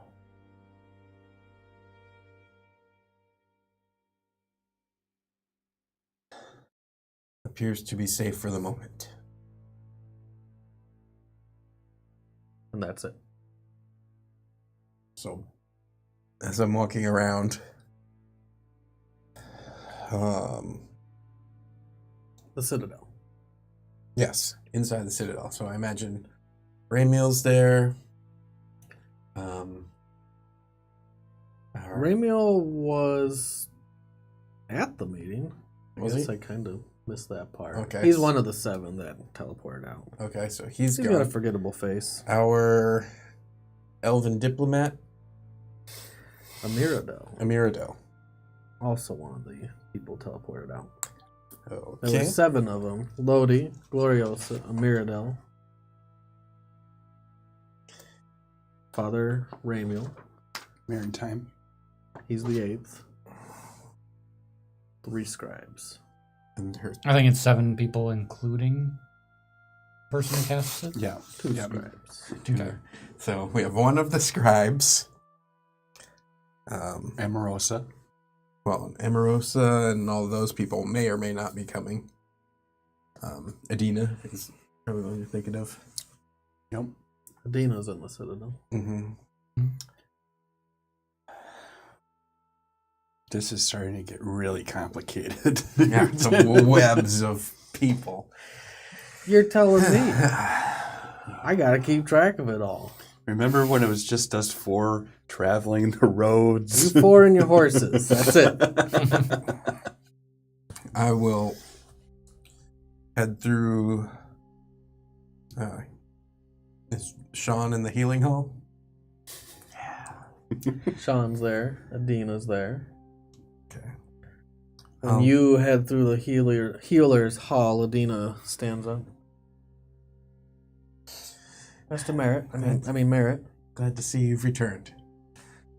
We have some. We found a lot of information out. I have it all written down. Yes, wonderful. I look forward to hearing it all. If you have time to take a few more notes, we had a rather productive visit to the tower as well.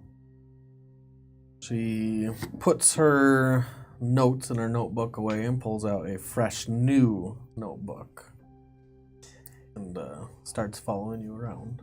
Yeah. And as I'm kind of pacing and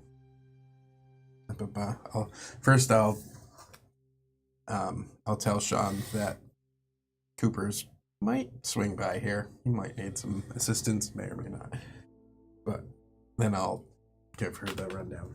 I won't bore you with the details I'm saying out loud right now. That we all heard already. That you all just heard moments ago. You start giving her the rundown. She furiously scribbles into her notebook all the different things that you're telling her. And surprisingly, you're actually somewhat maybe not expecting her to keep up with how fast you talk and how much you talk, and you never take a breath and you keep going on, and she just keeps right along with you the whole time through. It's amazing. She's a pro. Mm-hmm. And you all walk with Merritt while he's just spewing words. It's like a word salad going on. It was probably before I get back. You're walking back. Mm-hmm. Yeah, I flew. You flew. All right, Flew. it's I just took you a then. horse. So it's just you. Yeah. That's how I entertained myself while I'm waiting for them to get back. Article I had to blow off shows some up. steam. Second. And then after, Raphael shows up. Yeah, I dropped Delaron off at the bar, and I go take the horse back to the stable. The poor horse has seen better days when you 2 fat asses were on it. That's fine. I pat it, and I pat the little kid on the head. Thank you. You muss his straw hair up. Yeah, no problem, mister. You walk on in. Yep, great. Now we're all back together. Yay. I can be happy once again. I immediately split the party after we just split the party after we just split the party. Yeah, I leave. Oh, I'm not there. Just kidding. So when I get back, I begin to prepare for potential 6 extra guests. So, Sven, Calvis, Parissa, Shanir, Amorosa, and Trissa. So before we go to bed, we need to talk, Merritt. Let me know when you have time. Is now not a good time? Do you have some time to allocate now? We're going to be going into a separate room. Oh, it's a separate room kind of talk. Mm-hmm. Have any of our guests arrived? Not yet. Okay. Then Adina looks at you. Would you like me to wait for them, or should I come with you? I think we'll just, me and Merritt will talk. I'll let you know at once if any of the guests show up. all right, thank you. I'll close the door. Sorry, Raphael, you're out of this one too, bud. Not allowed in this meeting.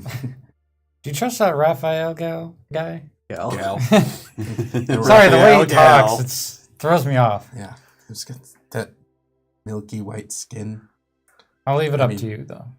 Think What do you think?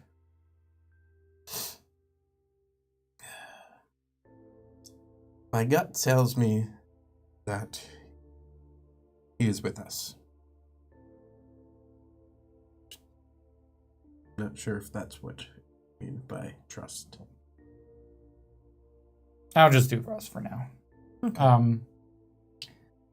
So I will start to use the same chalk as the dimension door one, but I will instead of making or not dimension door, a teleportation circle. Instead, I will use. Let me double check the components to make sure I'm not messing what I'm doing here. Are we going somewhere? Actually, it is a miniature portal carved from an ivory small piece of polished marble and a tiny spoon. So I put an ivory door at the base of a wall and take a spoon and touch the ivory door, and it coats it with the metal, and it grows bigger. And You take a little tiny door? yeah, it's an ivory miniature door. And touch a spoon to it, and it coats the ivory door in metal, and then it gets bigger. A shimmering translucent door appears, and I open the door and walk in.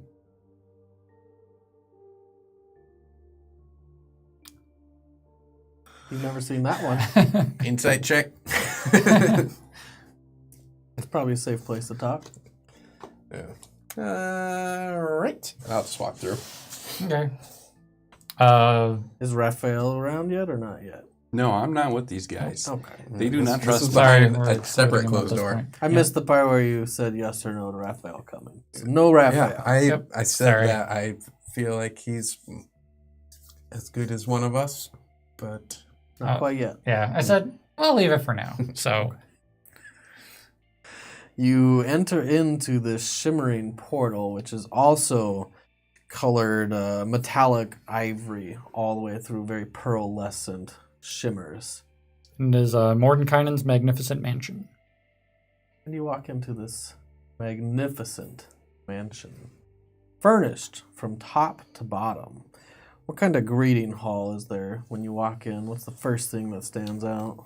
Well, the first thing Merritt would probably notice would be a staff of nearly translucent servants attending to all who enter. So probably be at least a few of those greeting him. Do they talk? They're completely obedient to orders. Servants can perform any task a normal human servant could perform. including talk. I'm Yeah. going to say Tell me a including bedtime talking. story. Yep. So there are servants waiting and ready for each of you. And they walk towards you. How What big can we is do this for you? mansion? Let's see. It is. Don't listen to him. I'm just messing around. The butler. It is 50 cubes, each cube being 10 feet by 10 feet on each side. So 500 cubes. Yeah. 500 No, 50 square cubes. feet. Yeah, 500 square feet. Cubic feet. Cubic feet. I was going to say that's like 500 square feet is not that big. Oh, what can I help you with? This is quite the room. Yeah. And you'll probably actually also notice there's paintings on the walls. Of what? Our most glorious battles and our most glorious highest point of the adventures that we've had. So, what was your favorite battle, Merritt? Are they battles? There are battles that Art was around for. So you'll see like one of him and some other people falling, and there's wyverns fighting midair, and You don't even know about that one. nope. You see a little halfling in the painting. Looks like he's mid shadow jump.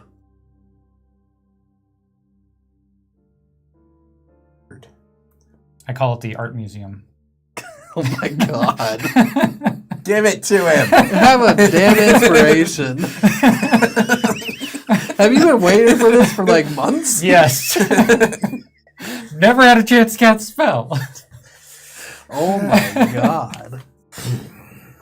But is a secluded area that we can talk. So as I mentioned, Magnus came to me, and while I was there, I found the answer to the riddle is a dream, is where we can find the Tome of Ascension. Magnus informed me that the tome can only be found by someone who does not want it, or does not want to use it. So, therefore, he is trying to get us to get the tome for him. And essentially, he threatened Adina while we were there, saying if I made a move or did anything wrong, then he would kill her. I have yet to agree to do it. However, during the talk I had with Augustus, he said that I have 7 days to answer. And he also mentioned that they know where to find. Oh, 2 days. Sorry. I couldn't tell if you were lying to me. Oh, no, sorry. I made a mistake. Okay. So we have 2 days to give an answer. Otherwise, he will find people that we care about and kill them.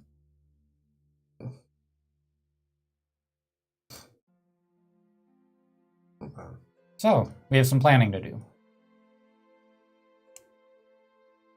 I imagine, unless our luck changes considerably, we won't be able to find this tome within 2 days.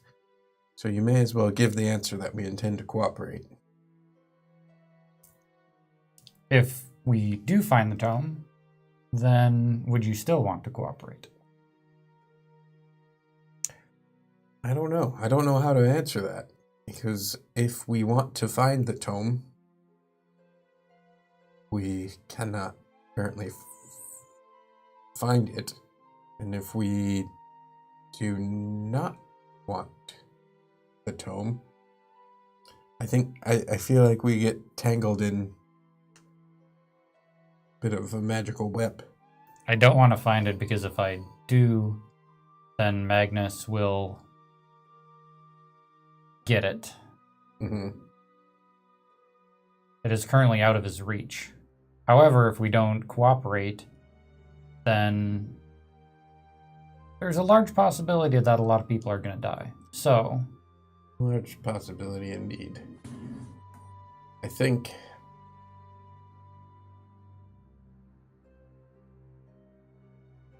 I don't see as this changes anything. I think we continue to attempt to find it.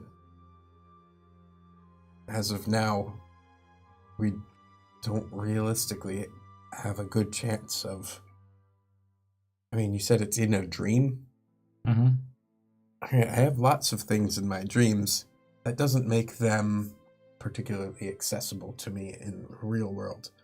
And I don't think this makes us any closer to finding it. I think we can honestly agree in theory, Mr. Monroe, that we're attempting to locate this tome. But it's as of right now, it seems so abstract that I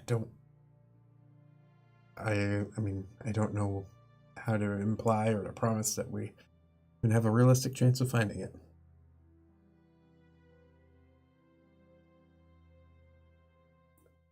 Well, you guys are in the mansion talking. You, Raphael, are in the Citadel. Finally returned. When you get up to the door, you see there's someone already being escorted into the Citadel. It is Parissa Amberbrow, the female dwarf with amber hair, still clad in her plate armor. And do I know her? from You've- past? Talk to her a little bit. You don't know her well. She's just kind of an acquaintance. Yeah, she's friends with Maritime. Sure.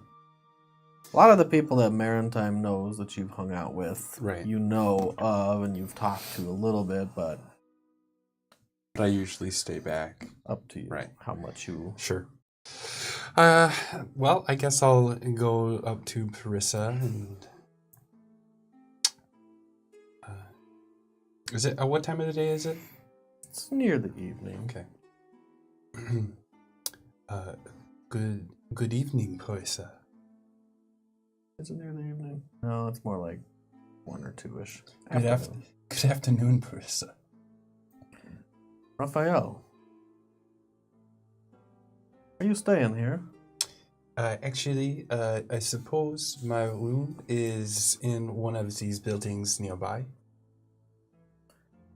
Well then, why don't you give me the tour? Take me around. Well, I should try. We'll see if someone is around to actually show us. I've just been here for a day or two.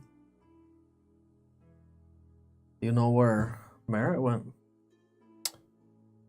Oh no. He flew off after an encounter today. I'm sure he's back by now, and Altigan should be. And Delaron is drinking at the bar. I just dropped him off. Very well. Shall we? Absolutely. You both walk into the Citadel, and Sean is walking with you. They always said it was so much bigger than this, but it is not. It's very homely. It is. I like all the colors on the walls and the painting on the ceiling. Yes.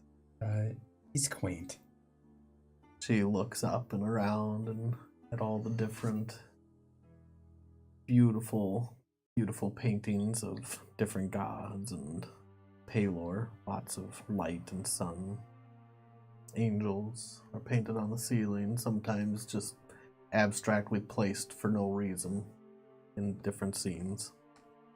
It's like a graffiti wall. But done well. So, Parissa, what do you think of these? How this day has transpired? Well, there's a lot that happened. I don't know what to say about it all. But I came to talk before everyone got here. I do not know as there others are, but what did you have in mind? Talked a little bit with Roan today about what's going on. And what did he say? She looks around and quietly says, because Sean was walking with you, where only you could hear, I think he's right. I think there's someone among us. He has been thinking this for so long. I don't know who to trust. I don't know who not to trust.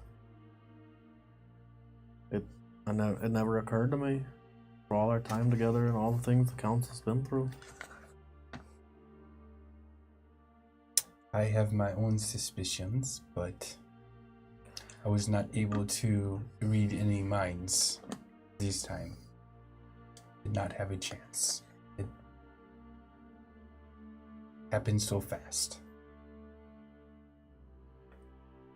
Yeah, I wanted to come and talk to everyone about it. Well, Brother Sean, can you tell us where Merritt's gone? He just shakes his head. At about this time, you're finishing up your conversation Mm-hmm. in the mansion. Unless you had more to talk about. I don't think so. I'm essentially giving Merritt the full spiel about everything except for I don't mention that the stick that The staff. the staff that I was given. And overall, let him know that he should not talk about this outside of the mansion. So, if there's anything else, probably roleplay it if you had any questions. Nothing specific off the top of my head. You guys finish your conversation. This mansion's here for 24 hours, by the way. If you want to use it again. Useful trick. I multiplied our square footage. Gave us some extra room to breathe. Temporary. Yeah, it lasts for 24 hours. Oh yeah, and only me, you, and Delaran can come in here. Very well. So you exit the mansion, and you're walking through the halls where you encounter Raphael and Parissa Amberbrow, the female dwarf. Raphael, Parissa, I'm glad you both made it back. Delaran is just at the bar drinking away his problems. Oh. He's probably being more productive there than he would be here anyway. Have you been shown around? Do you know where the bathrooms are? I came to talk to you. Great. Is there anywhere we can talk out of earshot of anyone else?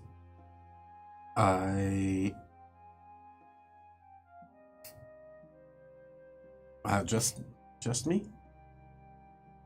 Everyone here. Everyone? I turn and look at you. There are no secrets here. Let's here. Father Ramiel's room is empty at the moment. Here, this way. You open the door to Father Ramiel's room, and it is quite small. Yeah. It's basically a hallway. Mm-hmm. Oh, this is very nice. Lovely. I like all the books, the statues. Yeah, it's cozy in here. I see the theme. A lot of angels. Yes. Well, obviously, Ramiel has chosen that name in honor of the angel Ramiel. Is that right? That's not his real name. I mean, it is his real name. You know, we are. That's not his birth name, sorry. We are who we choose to be, not who our parents hoped we were. I didn't mean it quite like that, I guess. I know. Well, come, tell me. She sits on the bed that's tucked into the wall like a little shelf. What can I help you with? Well, I was just telling Raphael here that I know everyone's coming to talk to you later. Mm-hmm. Rowan's filled me in on a lot of what's going on today. He came to see me before the meeting. Mm-hmm. I don't know who we can trust and who we can't. I've known Rowan a long time. I'm starting to get the feeling that someone really is aligned differently with the council's goals. Whether they're working for Magnus or not, I don't know what's going on exactly. And Parissa, do you have any suspicions? No, I was just telling you. It never even occurred to me that someone will be working outside of our own. And do you think maybe it was someone there at the meeting today? A couple people come to mind, at least. And who do you think? Malik stormed off before the meeting even happened. Anyone else in particular? Well, I don't suppose Dalaran's a worry, no? He is very much so a worry. But not in that sense. Shanair, he showed up late, right afterwards. Then This- again, so did Artigan. I was also suspicious of Sinia's absence. For the record, he was at Woodhaven. But I don't. He was at Woodhaven when Woodhaven fell.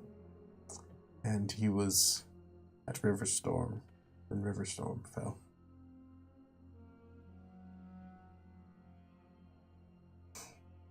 As was I.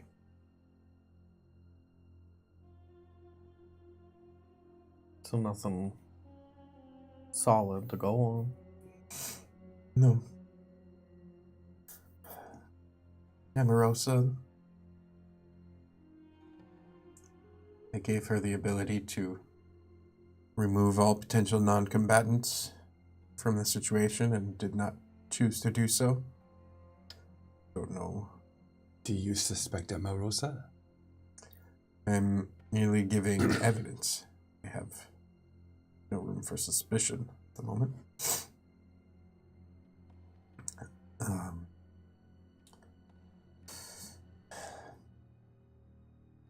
Then we have the almost comically stereotypical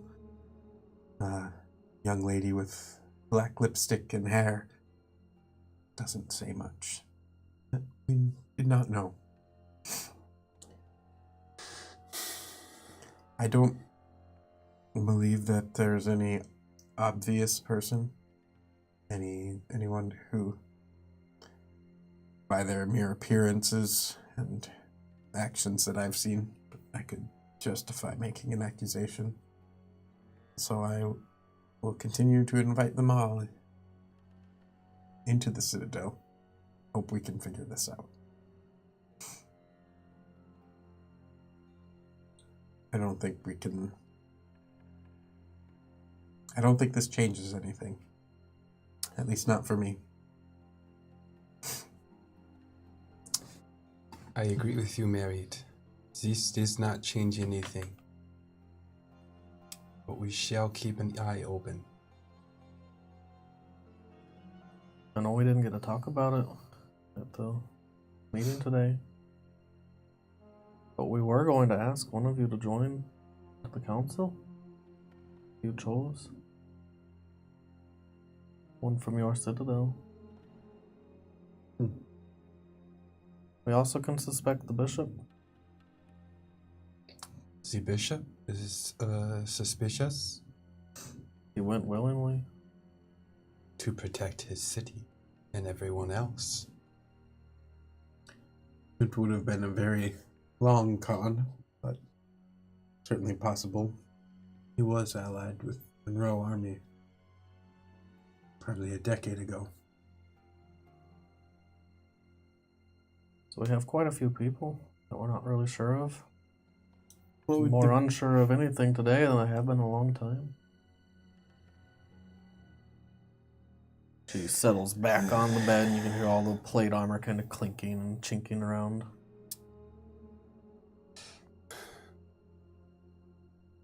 I don't know what to do about it yet. Maybe Ron will have some ideas. Maybe I don't know how we'd go about questioning anyone. Cannot turn this into an inquisition. Even if someone has been compromised, they may be doing so against their will. They may be under some sort of a compulsion magically. They may be subject to blackmail. I don't know. If they're doing it against their will, we'd like to know.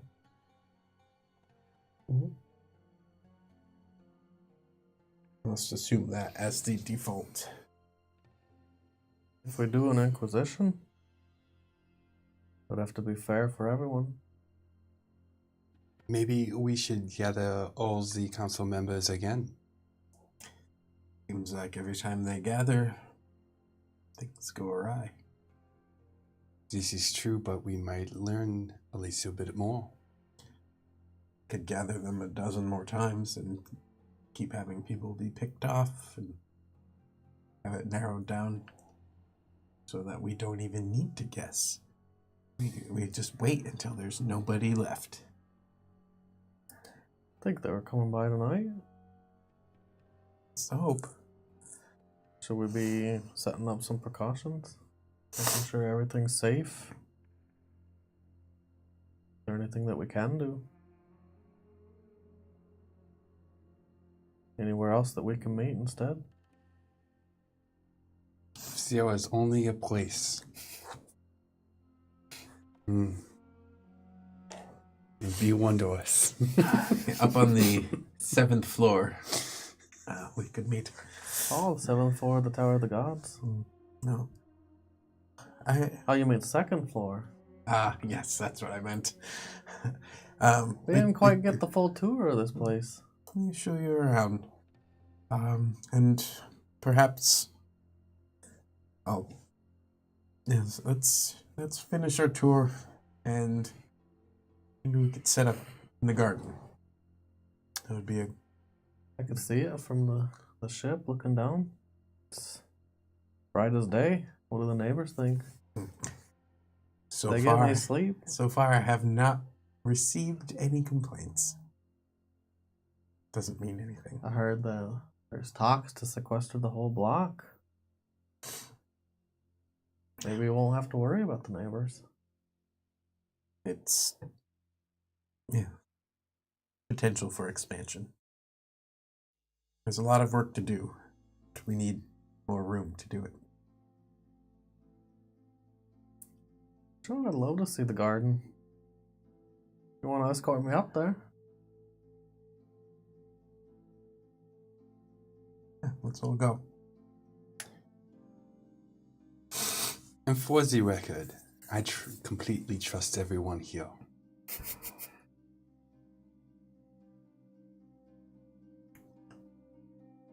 It has been an honor Great. to get to know you guys.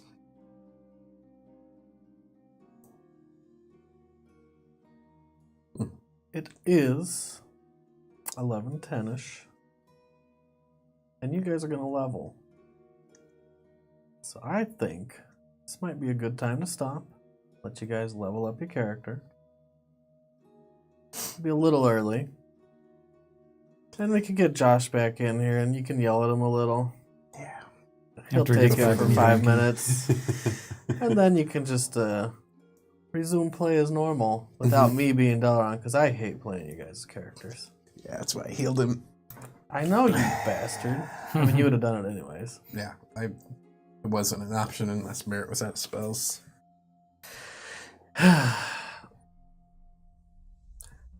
Yeah, well, Well, yeah, lots of Mexican standoffs.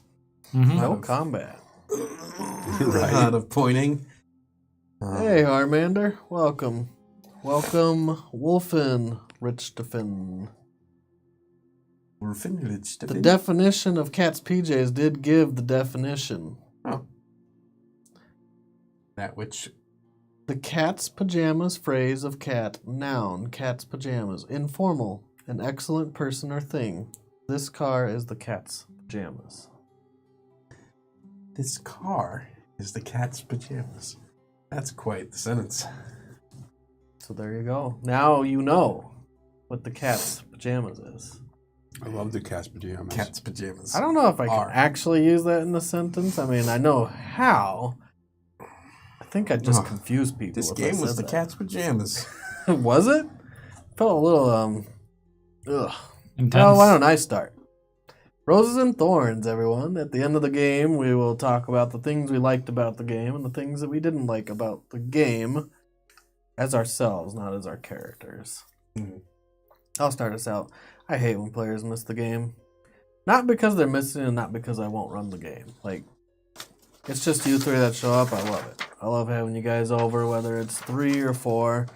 I've ran games with 2 people. I've never done a one-on session yet, but that might be fun.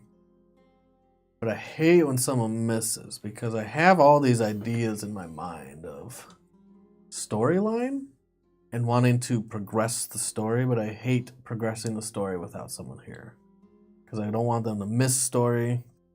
I feel like they play an integral role in what we do in this persistent campaign. So not having Josh here makes it difficult to run exactly what I was planning in the first place, which that would have happened whether he was here or not. It might have gone differently.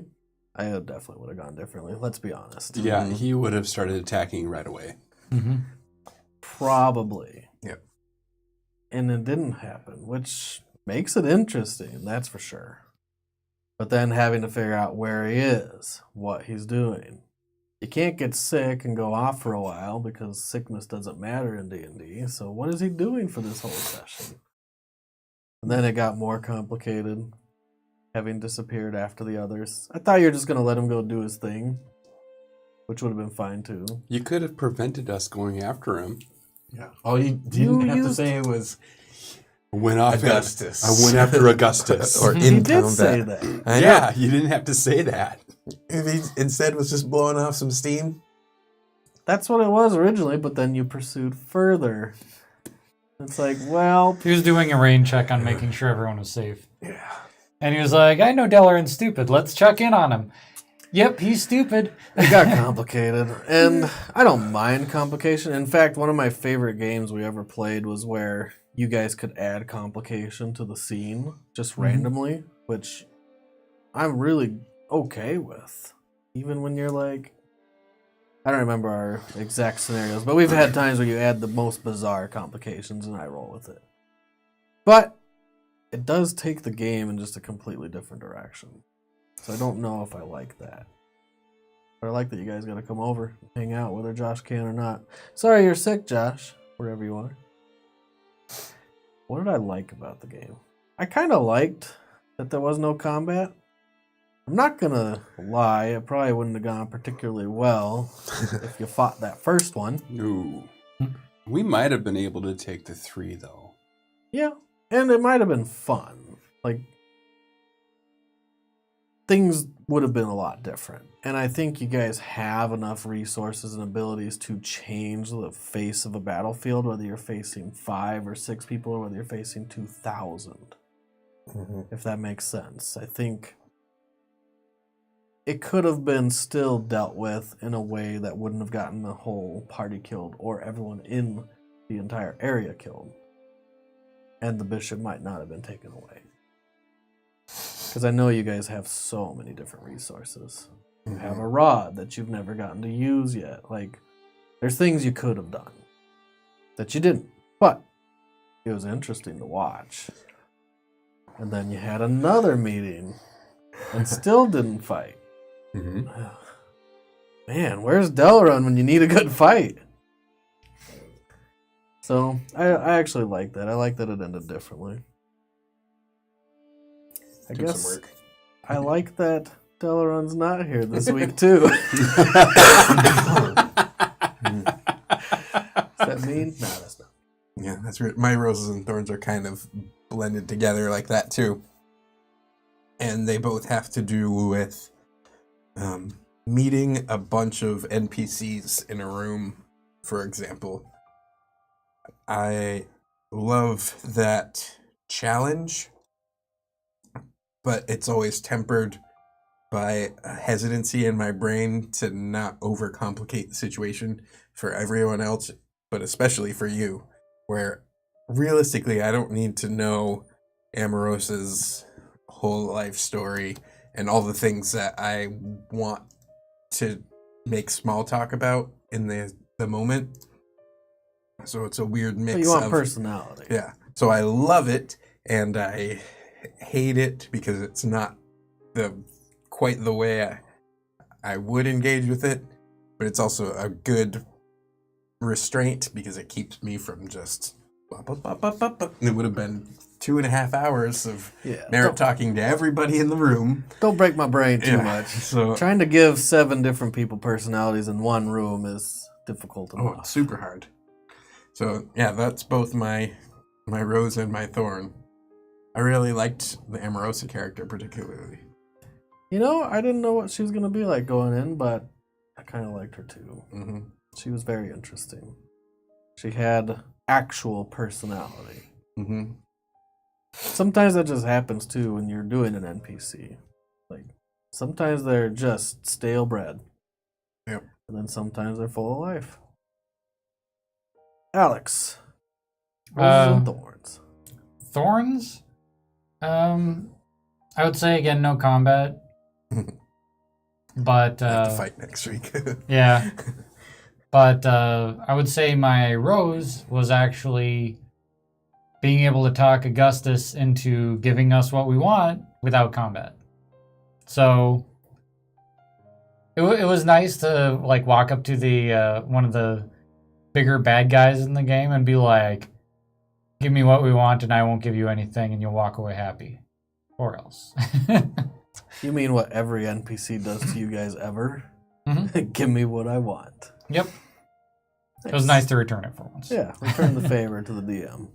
I'll allow it. Man. Well, I guess the no combat thing is going to be like The running theme. the running theme of this game. But the thing is like when you think about it, like before these two games, where we are back at the Citadel, we had a lot of combat, like for weeks. the whole War of Woodhaven. Yeah, basically ever since we returned from our Christmas vacation, we've been fighting, pretty steadily.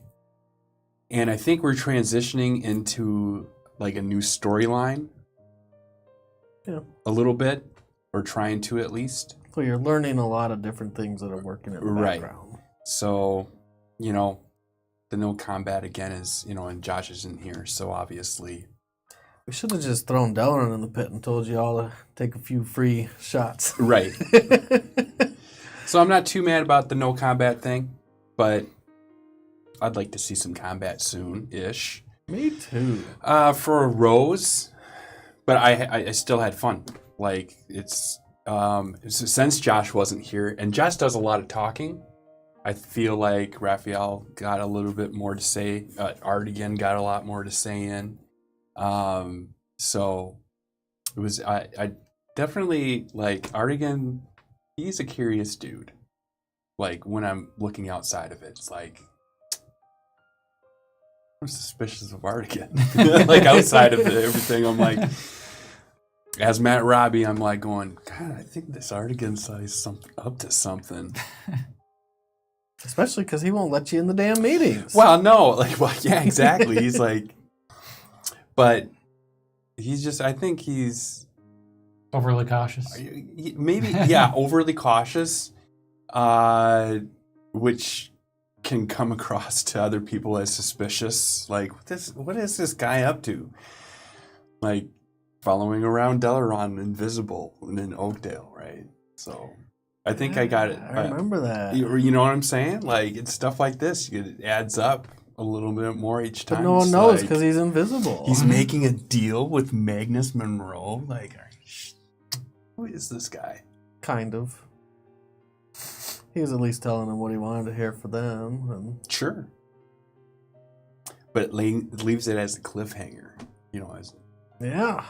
I wasn't sure how you'd react to that either. You're like, deal. Give me back my girlfriend. I thought that might happen. Game over. I for sure thought that was a possibility. Things like that before. He's like, ran off, right? He's just gonna bail with the one up for a couple months. Right? I got another character to play, guys. No. His name is Magnus. I don't know. I that's what I like most about it. Like, I got to know a little bit more about I like Raphael's character. I like Raphael better than I like Garavon. Well, yeah. He's a lot more likable, for sure. He's a nice guy.